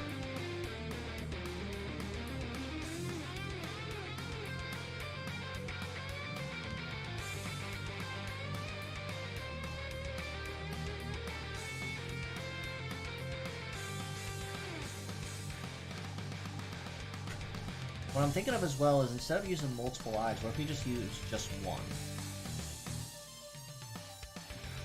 yeah, that works as well. Especially because right now it's also to be quite like messy. Now you have the colors as well.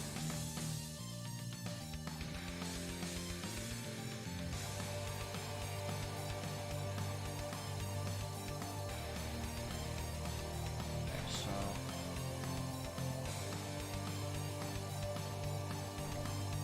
let me kind of drawing in reverse on this one. Oh.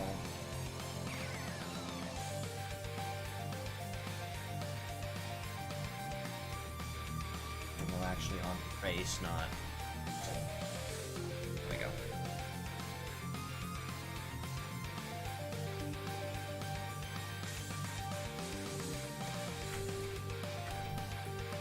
Something like.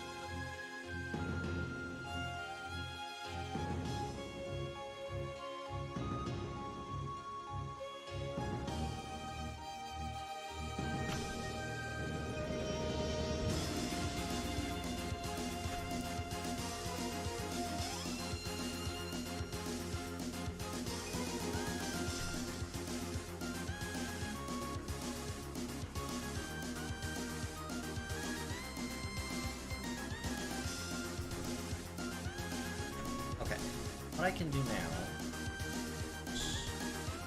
I do really like spiky bits. Very cool. I have an idea, but it's weird because I'm basically drawing it in reverse. But I think I see what you're doing here. I have an idea, and if it works out, it's gonna look really cool.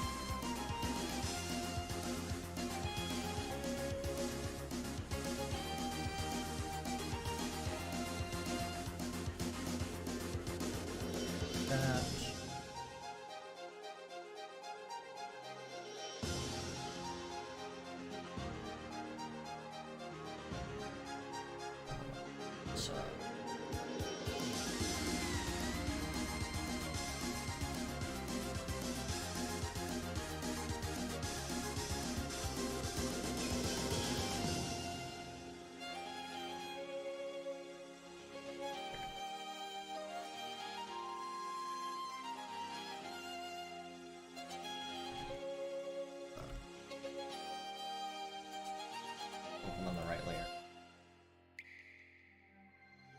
There we go. Oh yeah, that's it.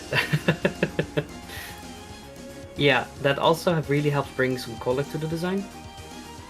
Because I can imagine the rest is going to be a bit more boring, plasticky server parts, but that really like... Yeah, I dig it. Yeah, this is really good. Alright, so let me keep working on this in the meantime. Okay. But actually going to tie back to a point that you mentioned earlier as a question. Now, you asked me if there's a particular model that I'd like to see coming into Survivor or in S in that respect. What is one that you're possibly looking for or hoping for? Ooh. You know, knowing I was going to ask you the question, I should have definitely prepared that. Because most of your particular babies, in particular the DVL series, are pretty much already in, with the exception of Pakad. Yeah, exactly. Yes. So, that is very difficult. That is very difficult. Especially because, like, I'm also a big weapon type fan, but I know that some bots are just meant to be bosses only.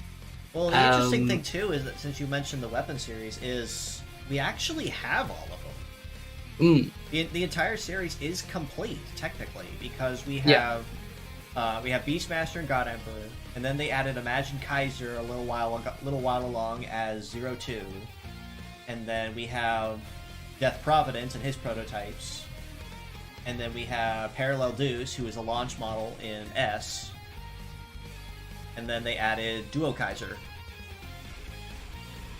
Yeah, it was a very unique choice, in my honest opinion. I do like that they added Duo Kaiser though. Like that's, but yeah, no, it's the rosters of like things that I'm really looking forward for is very quickly filling up, which for me is great.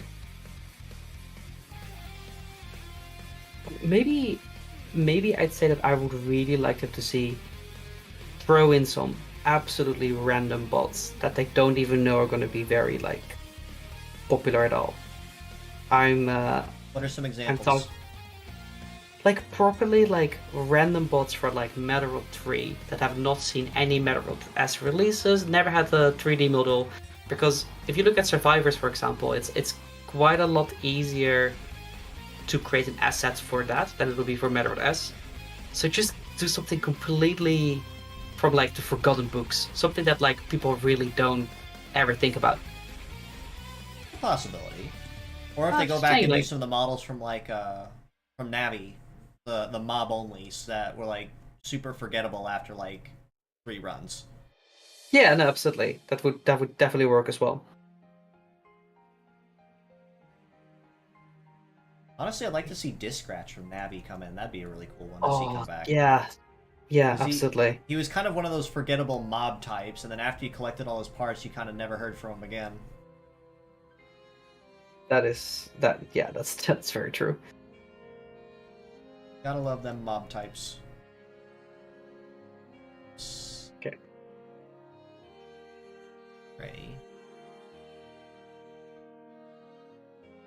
Okay, what is the max amount of characters that we are looking at here? For Maximum like a 8. Japanese name. Maximum of 8? Maximum of 8. Primarily katakana is what they use, but yeah, maximum of 8 characters. That applies for part names as well. Oh, okay. Okay. So I think I finally managed to get the Japanese for the main bot under control. So indeed, Serap frame fits basically. Let's see, I'll set up to you.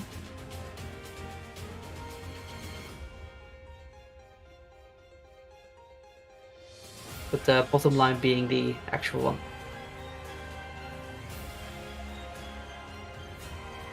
Also, wow, with that color scheme, it's really coming together nicely. Oh yeah, it absolutely is. It's coming together a whole lot better than I thought. Because when you mentioned it's gonna be kind of a really flat color scheme, I'm like, yeah, it kind of is going to. But then, having the digital elements on there is kind of a contrast. It's gonna be really nice as well. Yeah, exactly. I was a bit worried about it as well, so that's why I mentioned like if you make the cables in the hand like cat cables, they come in like yellow, blue, green, red, so you can really add some color to it. That's what I was thinking about doing to a handful of these. Yeah, exactly. But then the screen really brings like a very loud focal point already, which is really very, very lovely.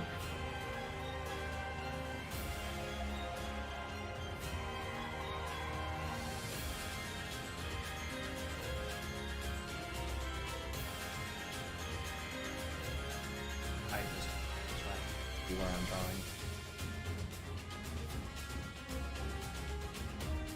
Alright, let me see what we got here.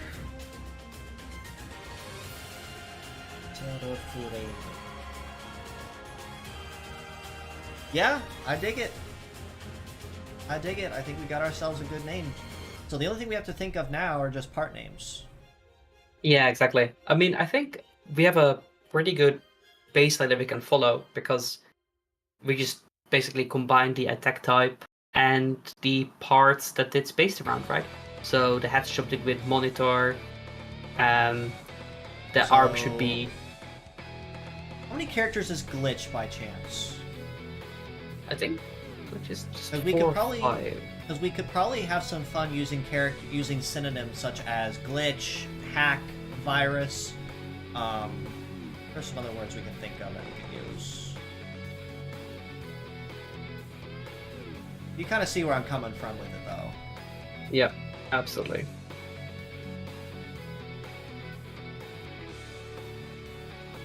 You know, it'd be funny if we chose a different style for the monitor and didn't think of the 7-color standby. Is we do the blue screen of death for the head and just name the head BSOD. Oh, that's really good as well.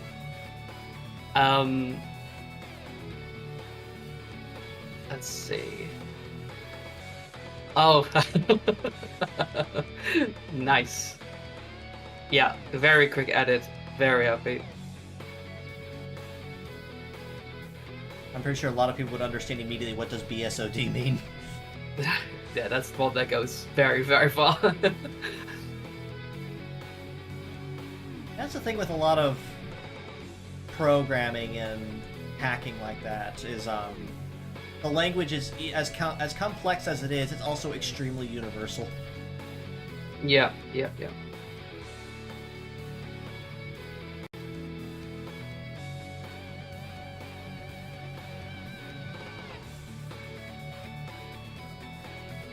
see.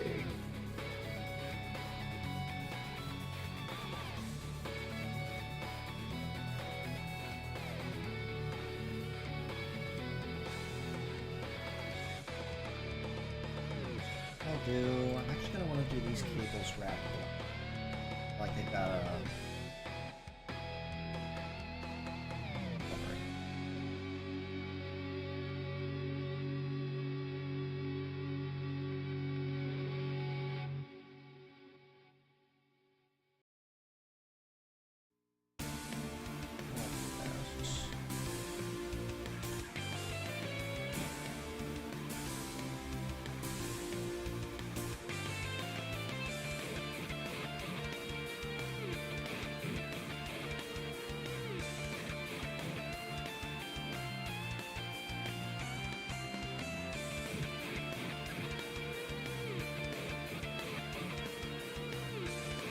I'm trying it real hard to only give me katakana, but some of this it's just trying to throw all the kanji in, which to me sounds like it's just too long anyway.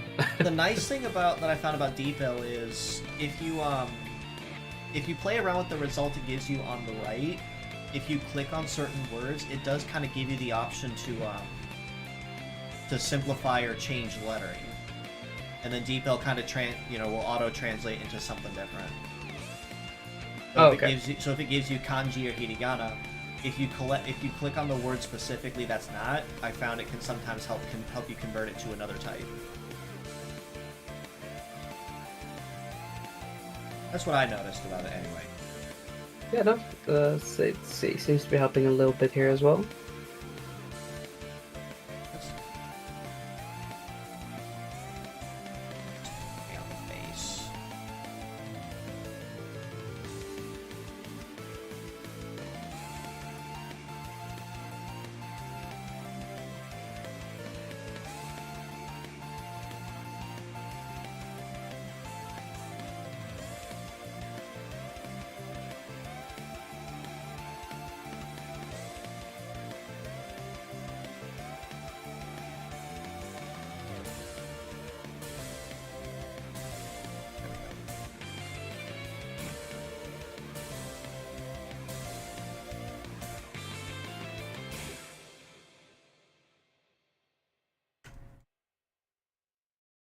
I have it.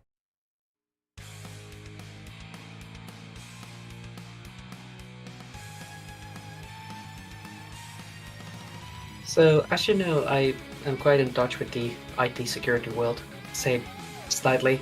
It is a shame that it seems that a lot of like common attacks in the cyber world they don't even use katakana in Japanese publications. So, for example, DDoS is still just DDoS written in. Well, I mean, that'd be a possibility too. Like we could just use abbreviations. That actually is a really good idea too. Because then we can look at like DDoS, RCE, so like remote code execution, distributed denial of service. Exactly, and some folks might pick up exactly on what exactly that's meant for. Yeah, exactly. Okay, cool. I will have a little. Yeah.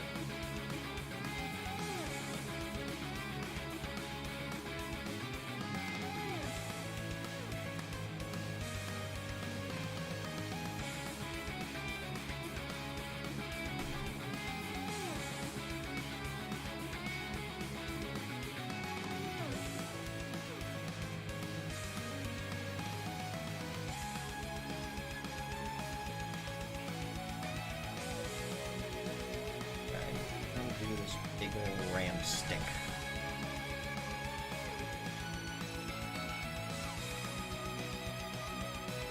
Start here.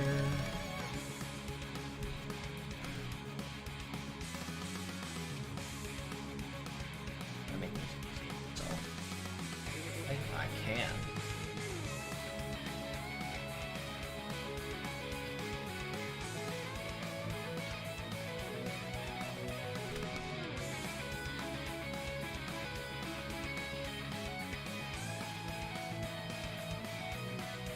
How's that old phrase go? Necessity is the mother of invention. That's done.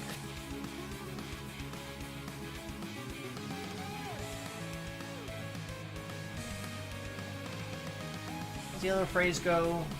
Don't give the most complex task to the most studious person. Give it to the laziest person because they'll find the fastest way to do it every time. Exactly. Exactly. Or they don't do it at all. It's one of the two, you know? Yeah, it's kind of crazy how that works too, because sometimes they're like 100%, you know what, as long as it works, we're not going to argue anything. And then you have some people that are like, if you don't do this by the book my way, then we're going to have problems. Yeah. I've had to deal with bosses both ways, and they're not fun to deal with. You know what, I completely understand. Yeah, no, I can imagine the tech world, you probably have that a lot. Yes. Yes.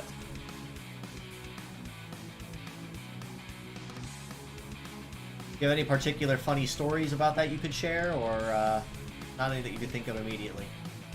Any kind of war stories in particular you were thinking of? Whatever you feel like sharing. I I might have to imagine you check have an several. I might have to check an NDA or two before I get started. Well, I don't want to get you in trouble now. Yeah, no.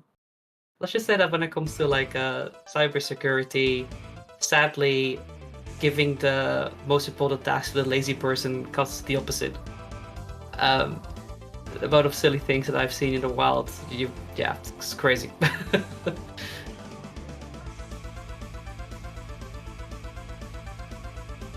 Okay, let's see.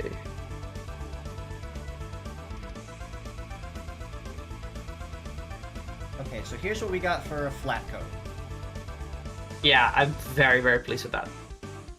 Actually, you know what? I'm not finished yet. There's something else I want to do, and I think you're going to really like how this comes out. I'm going to do this.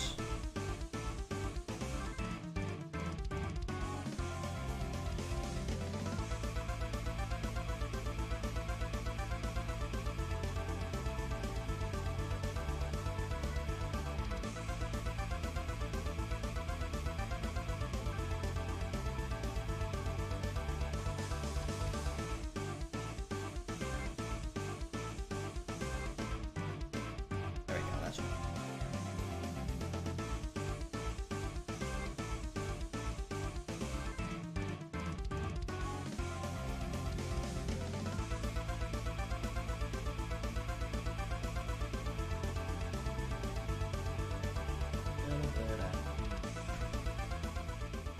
Actually, as I think about it more, the idea of using abbreviations like that, like DDoS, for the attack for the part names, actually is really neat. Yeah, I thought so too. Okay, I have just finished an initial list based on some of the things I've seen lately. Okay. Do you want me to send it to you? Yes. Okay, cool. So, there you go. So, just to say that loud as well, for the head, I was thinking MITM, or Man in the Middle. It's a specific cyber attack where you basically tap traffic, you let clients connect through you pretending to be a genuine server so that you can intercept data. So I thought with the antenna, that might be an interesting match. So it's kind of like a more aggressive, malicious VPN. Yes, exactly. You basically pretend you're a service that you're not, so that clients connect to you, and then you intercept data, modify it, do all kinds of stuff. Okay. So for the left side, I was thinking RCE, so that's remote code execution. Mostly because it's a gun, so it's very remote code execution. Yes. And it is when an attacker is able to run any arbitrary code on a targeted system, so making it operate processes that it's definitely not supposed to do. Then the right, so I'm kind of stuck between two. So the first one is IDOR, which stands for Insecure Direct Object Reference, which I think is very funny for a cleaver, because it's a very direct object. Or the second one is just going for DDoS, so Distributed Denial of Service, because he hits you really hard. So which one do you think would be most fitting for a close range weapon like, say, cleaver ramstick? I personally think IDOR is better, but DDoS would be more recognizable. So it's kind of what you think yourself, because DDoS is a pretty common attack. Like most people will know what it means. I think that's definitely be the smarter play in this case too, because it is more recognizable.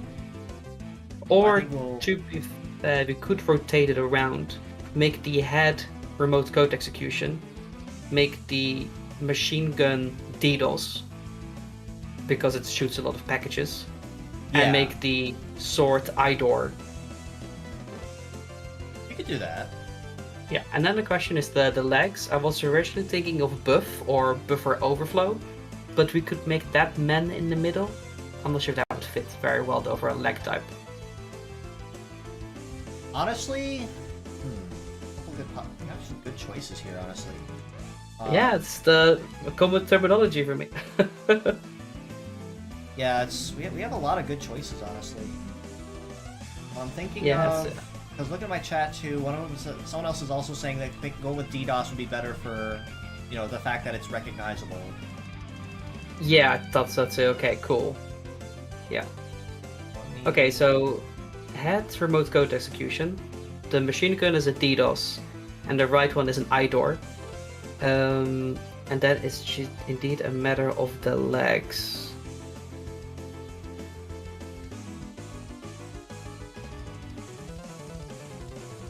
This is what I was thinking we could do with the digital parts too, is I put a transparent overlay on them.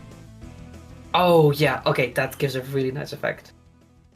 And I'm gonna add a shade layer on top of that to kind of make them stand out a little better. Yeah, that's really nice. How we're doing so far. Oops, that up. Okay, we're about 2.5 hours so far. We're making good progress. Good progress. Yeah, I think so. I see. Check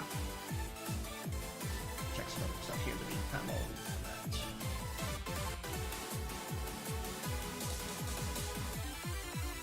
So what I can do.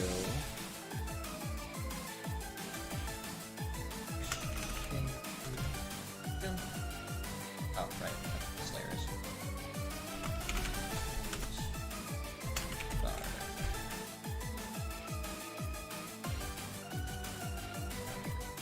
No.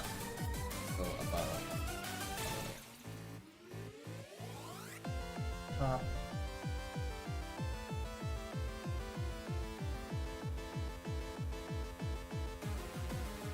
The other issue with doing a lot of things like this is just you have so many layers. Yeah.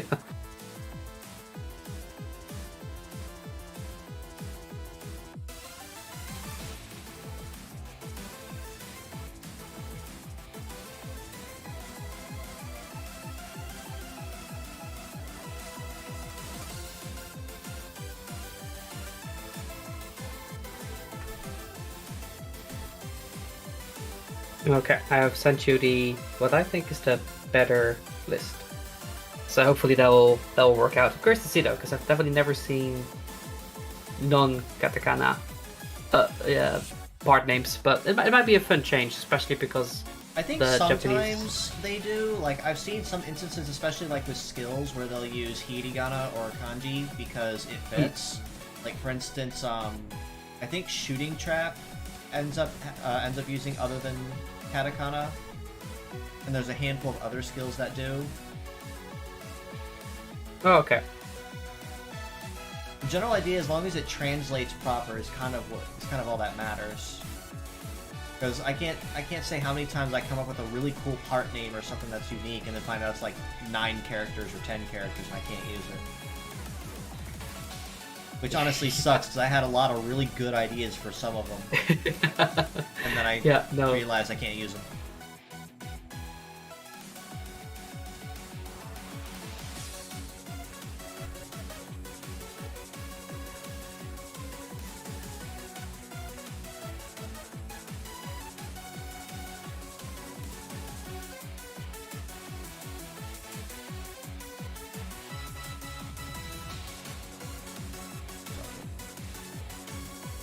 I do really like the ghostly abbreviation of it. It really puts that in like that haunted vibe. Which is exactly what we were shooting for too. Something else I can do on this lake. I ruined this.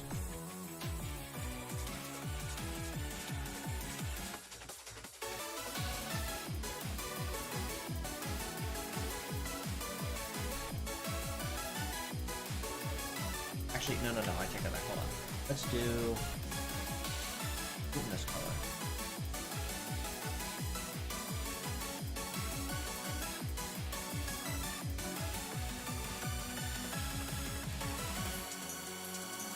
Yeah, that's definitely giving that. Yeah, that's very lovely. Alright, then let me add another table here. Yes, right there.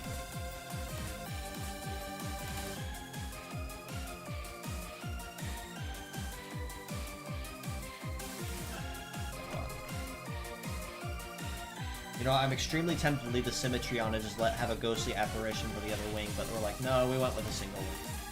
It's not complicated. Yep.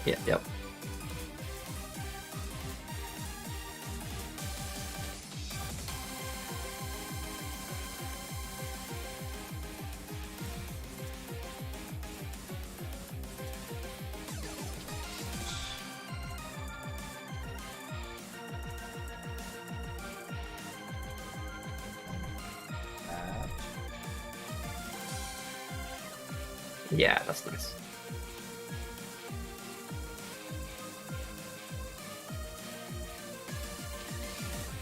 I like that, essentially. Yeah, I really like the fusion of that machine gun part with like the digitalness. Very, very nice. All I have to do now is just the light dark, which is usually the easier part. That stays.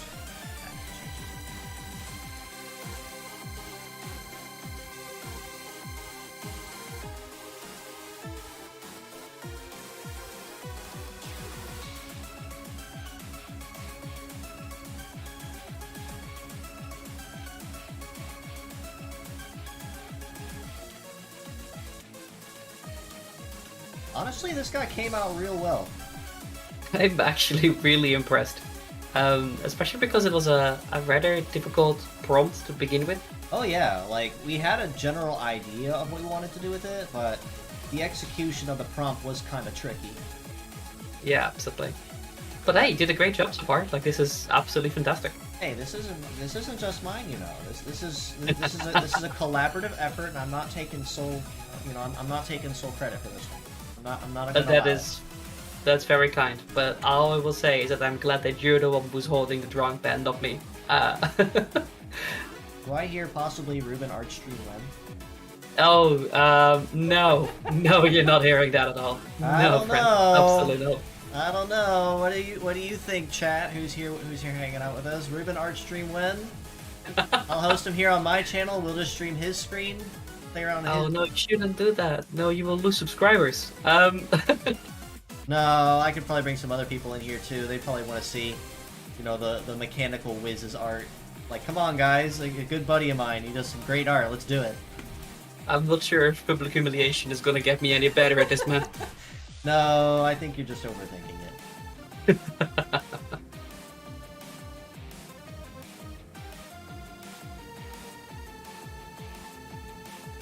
But no, that's kind of one reason why I started doing the Orimeda art streams too, is because I really like being able to have people on and do collaborative art like this. Because I've had several streams where, yeah, I can sit down for 3 hours and design a bot all on my own, but kind of boring after a while. And it's much easier when there's more than one set of eyes looking at the same concept and kind of figuring things out. Yeah, no, I get that. No, absolutely. Like, not just input, but also just, you know, being able to chat about all kinds of stuff, of course. Exactly, and that's one of the biggest reasons that I wanted to start doing the collaborative streams, and I've had very large success with them so far, with the several guests that I've had on. In fact, I'm actually really excited to see what me and Helmchan are going to figure out when I have them on for the next art stream. Yeah, I'm very curious, especially with I can't please remind me which one it was, but especially with the Orimeda contest in the Discord server as well, and Helmchan doing extremely well there. Oh, so I'm very curious to see what that brings to the table. 100%. So I'm excited to see what me and Helmchan are going to put together, because, like I said, because I instruct everyone to not show me the prompt results until showtime, it prevents pre-game thinking and anticipating. And I like being able to kind of do things on the fly like that, because I feel there's a lot more interpretation and enthusiasm with the design as a whole when you don't have time to think about what you're going to be drawing with it. And for some reason hold on 1 second.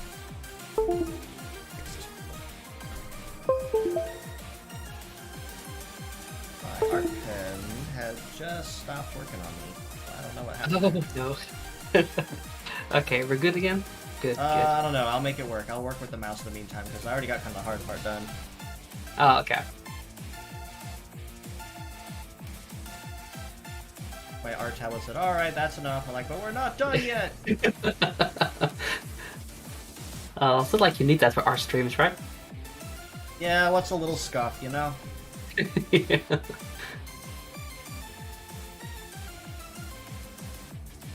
Why is... I'll figure this out.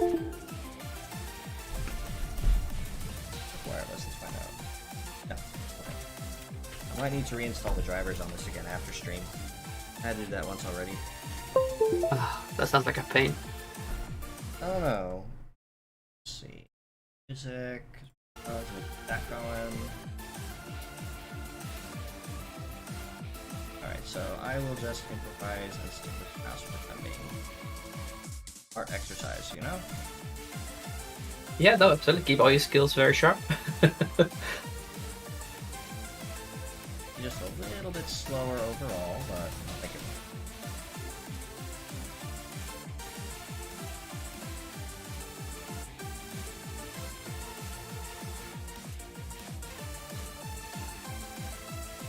Doing this little intro.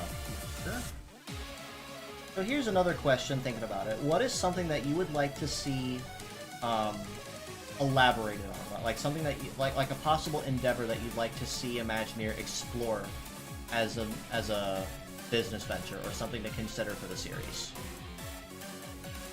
Ooh, that's a very good question.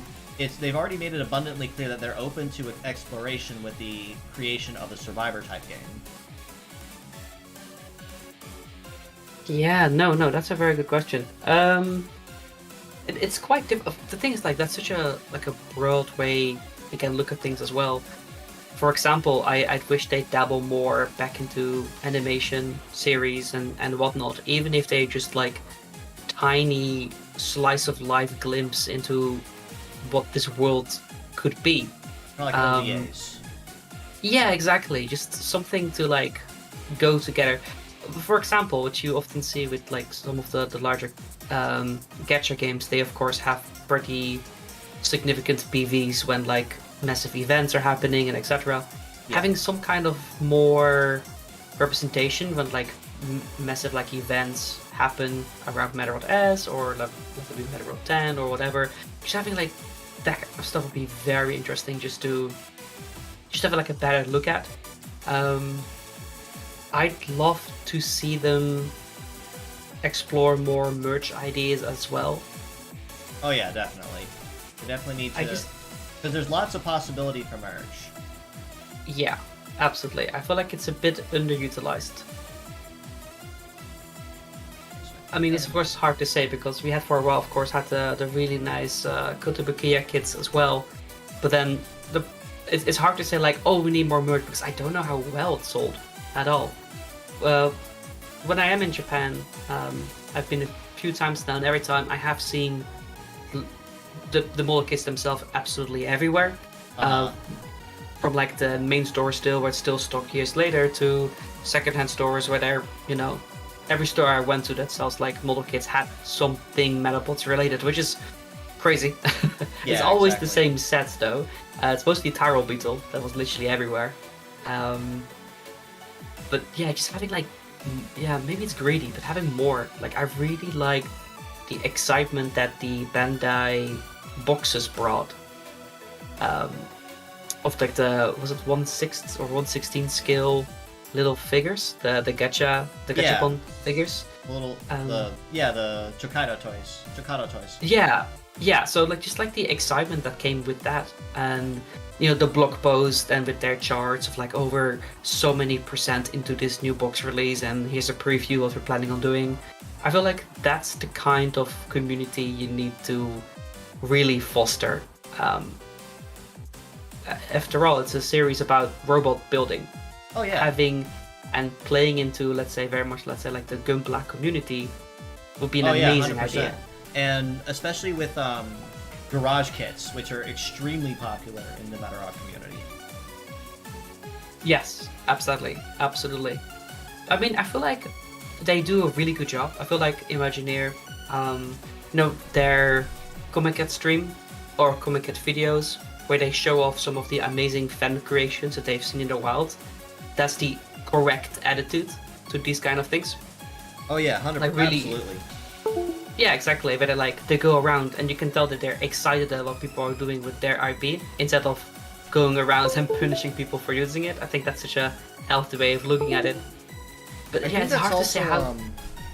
I think that's also kind of a reflection on the company as a whole too, because what's nice is that a lot of companies are like, we legitimately don't care what you do as long as you're not like doing anything illegal with it. And then there's other ones like Nintendo, for instance, that are super anal on the, on whether or not you're allowed to, or what's okay and what's not. And it makes it kind of hard to figure out how exactly to go about it. Yeah, exactly. And I know that in general, Comiket is a bit of an exception for everyone, but just in general, they really seem to celebrate fan work. I mean, look at the reaction that you got when you explained that you are a very passionate creator that manually translates everything to the West. You didn't get any negative response. You didn't get questioned on why you would be wasting your time or doing that.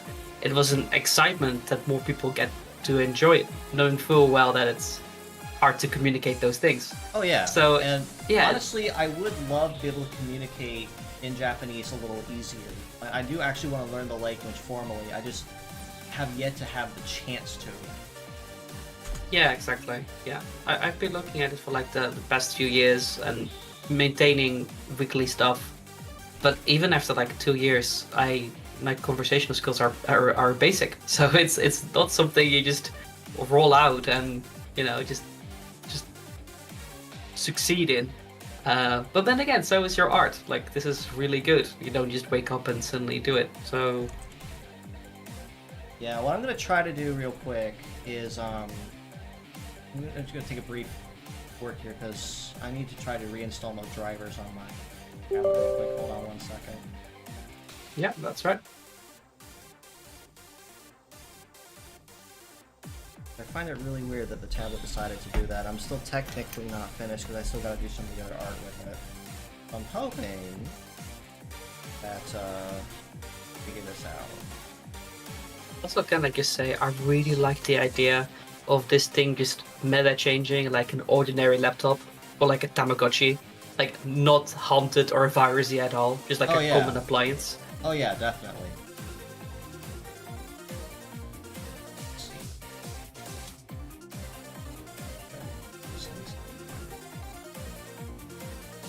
Just finish installing it.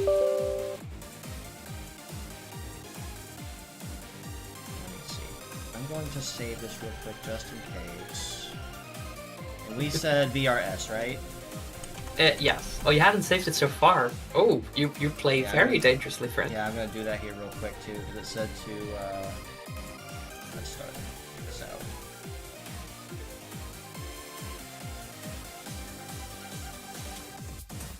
Let's see.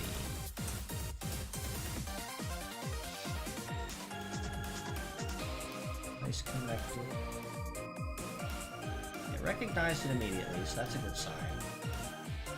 I do have to point out the extreme irony of us designing a virus metabot and immediately your drawing pad just giving up. Yeah, I mean, it does it every now and then, but it's not done it in the middle of a stream before. I'm not 100% sure what's going on. So what I may end up doing, I don't like to improvise like that, but I'll kind of have to, is normally what I do on a lot of these streams is I'll draw other profiles of each of the different pieces, to kind of get different views. But given I can't really do that very easily without my tablet running, we'll just have to come up with some unique flavor text for it instead. Yeah, sounds good. And hey, it always gives us a good excuse to somewhere in the future do a extended cut where I come on for a little bit and we just draw the last bits. Yeah, definitely. Let's see here.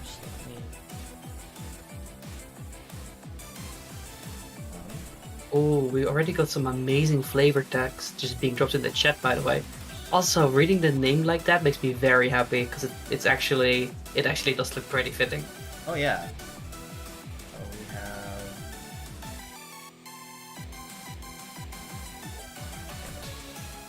So VRS.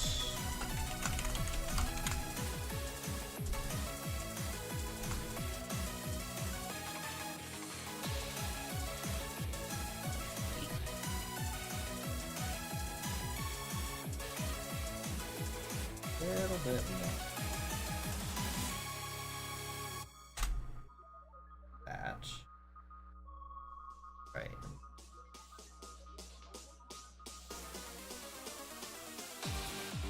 Oh, new window, please. Thank you. So we have, let me see this again. So we had RCE, which was meta, no, which was,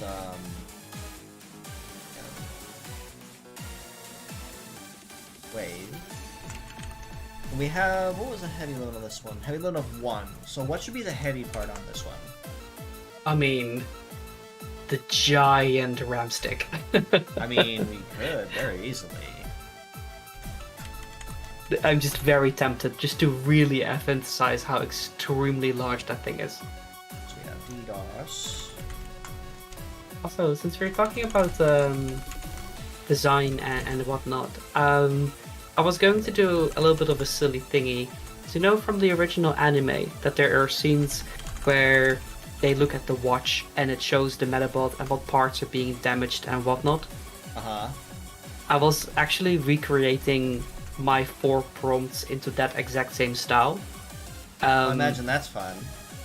And in the process, I actually discovered the font that the translators used in the dubbed anime for the actual text on the watches.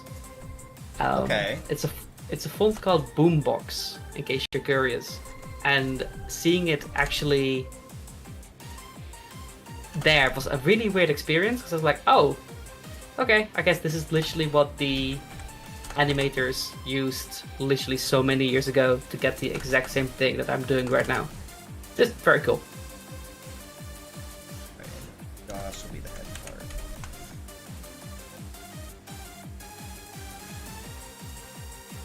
Right, that.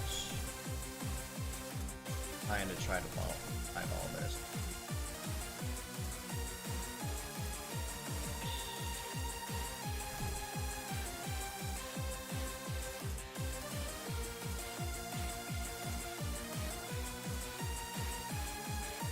Weird doing this with a mouse, but I can only do so much when my tablet decided to die midway.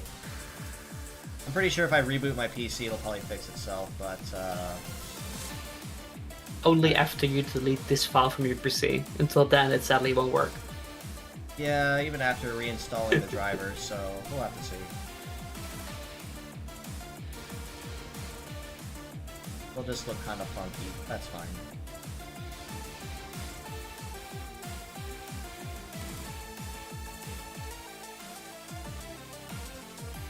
Also do, as an idea, what are your thoughts on making this one a possible, like, gender M? Yeah, that makes perfect sense to me. Yeah, absolutely.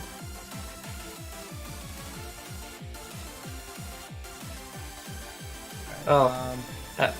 I mean, the joke is right there. Yeah, very easily. It's non-binary. It's getting late here, Okay. can you tell? I'll let you have that one. I'll let you have it. Alright, so what should we say is flavor text? So let's say, how about a Metabot based on a corrupted computer frame.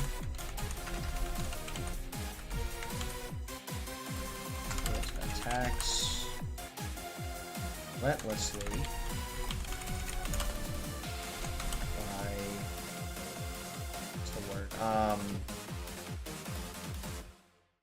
Attacks relentlessly by brain work for me. There's a word I'm thinking of. It's not distributing, it's inflicting. Inflicting countless types of viruses and other malicious digital entities.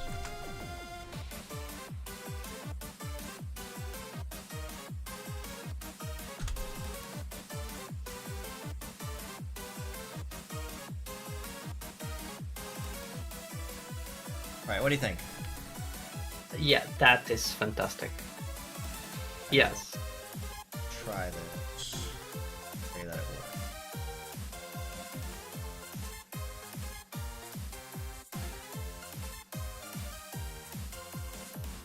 It'd be weird signing this with my feet with the mouse. Well, definitely it's becoming more challenging, so, you know.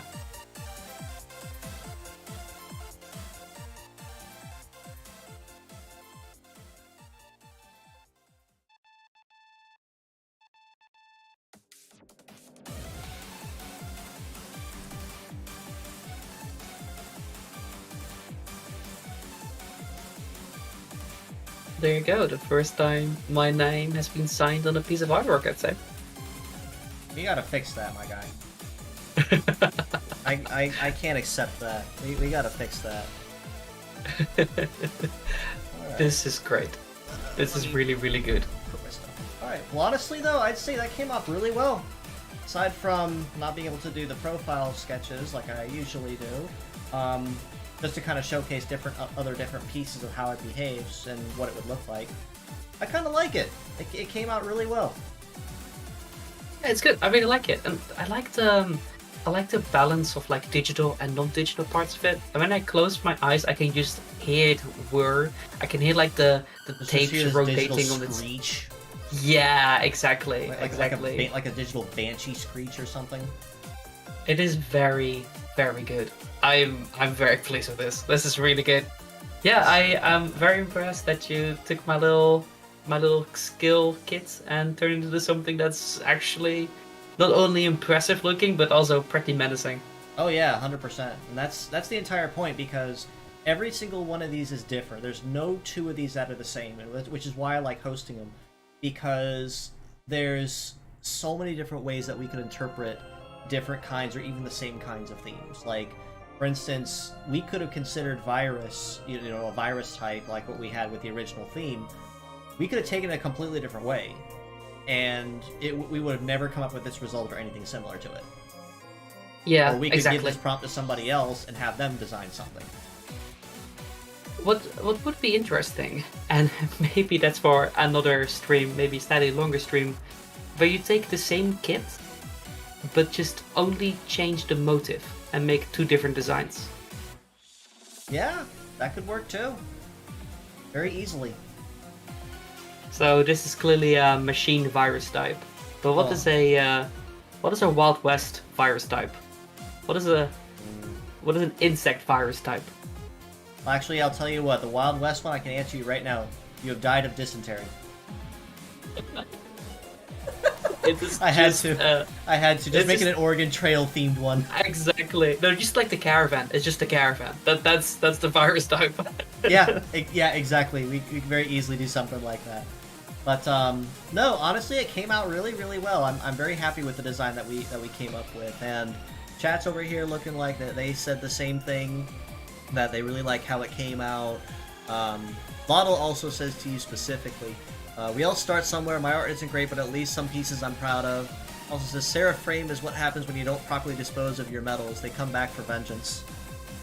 I really like it. I like that, to be fair, that would fit this thing so much as well.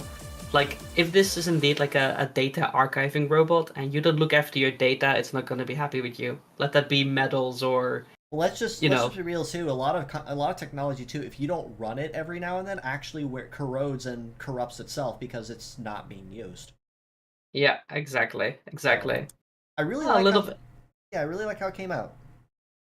Yeah, this is good. I'm very, very pleased. I will be honest. I will see if I can get this little guy pop up some different things. Maybe, I don't know. Maybe I will give another hand at 3D modeling and see if I can also put something together. Who knows? I'd love to get back to the 3D modeling again. I just haven't had the chance to with everything else I have to work on. But yeah, no, you've been busy enough. Absolutely. That is something actually I did want to ask during the stream, but it's kind of coming to the end of it. Now, you've passed your amazing 4-year anniversary, and that has been a massive undertaking. Once again, congratulations. Thank you. What is next? What is the next great project that you're trying to work towards? Honestly, I have no clue.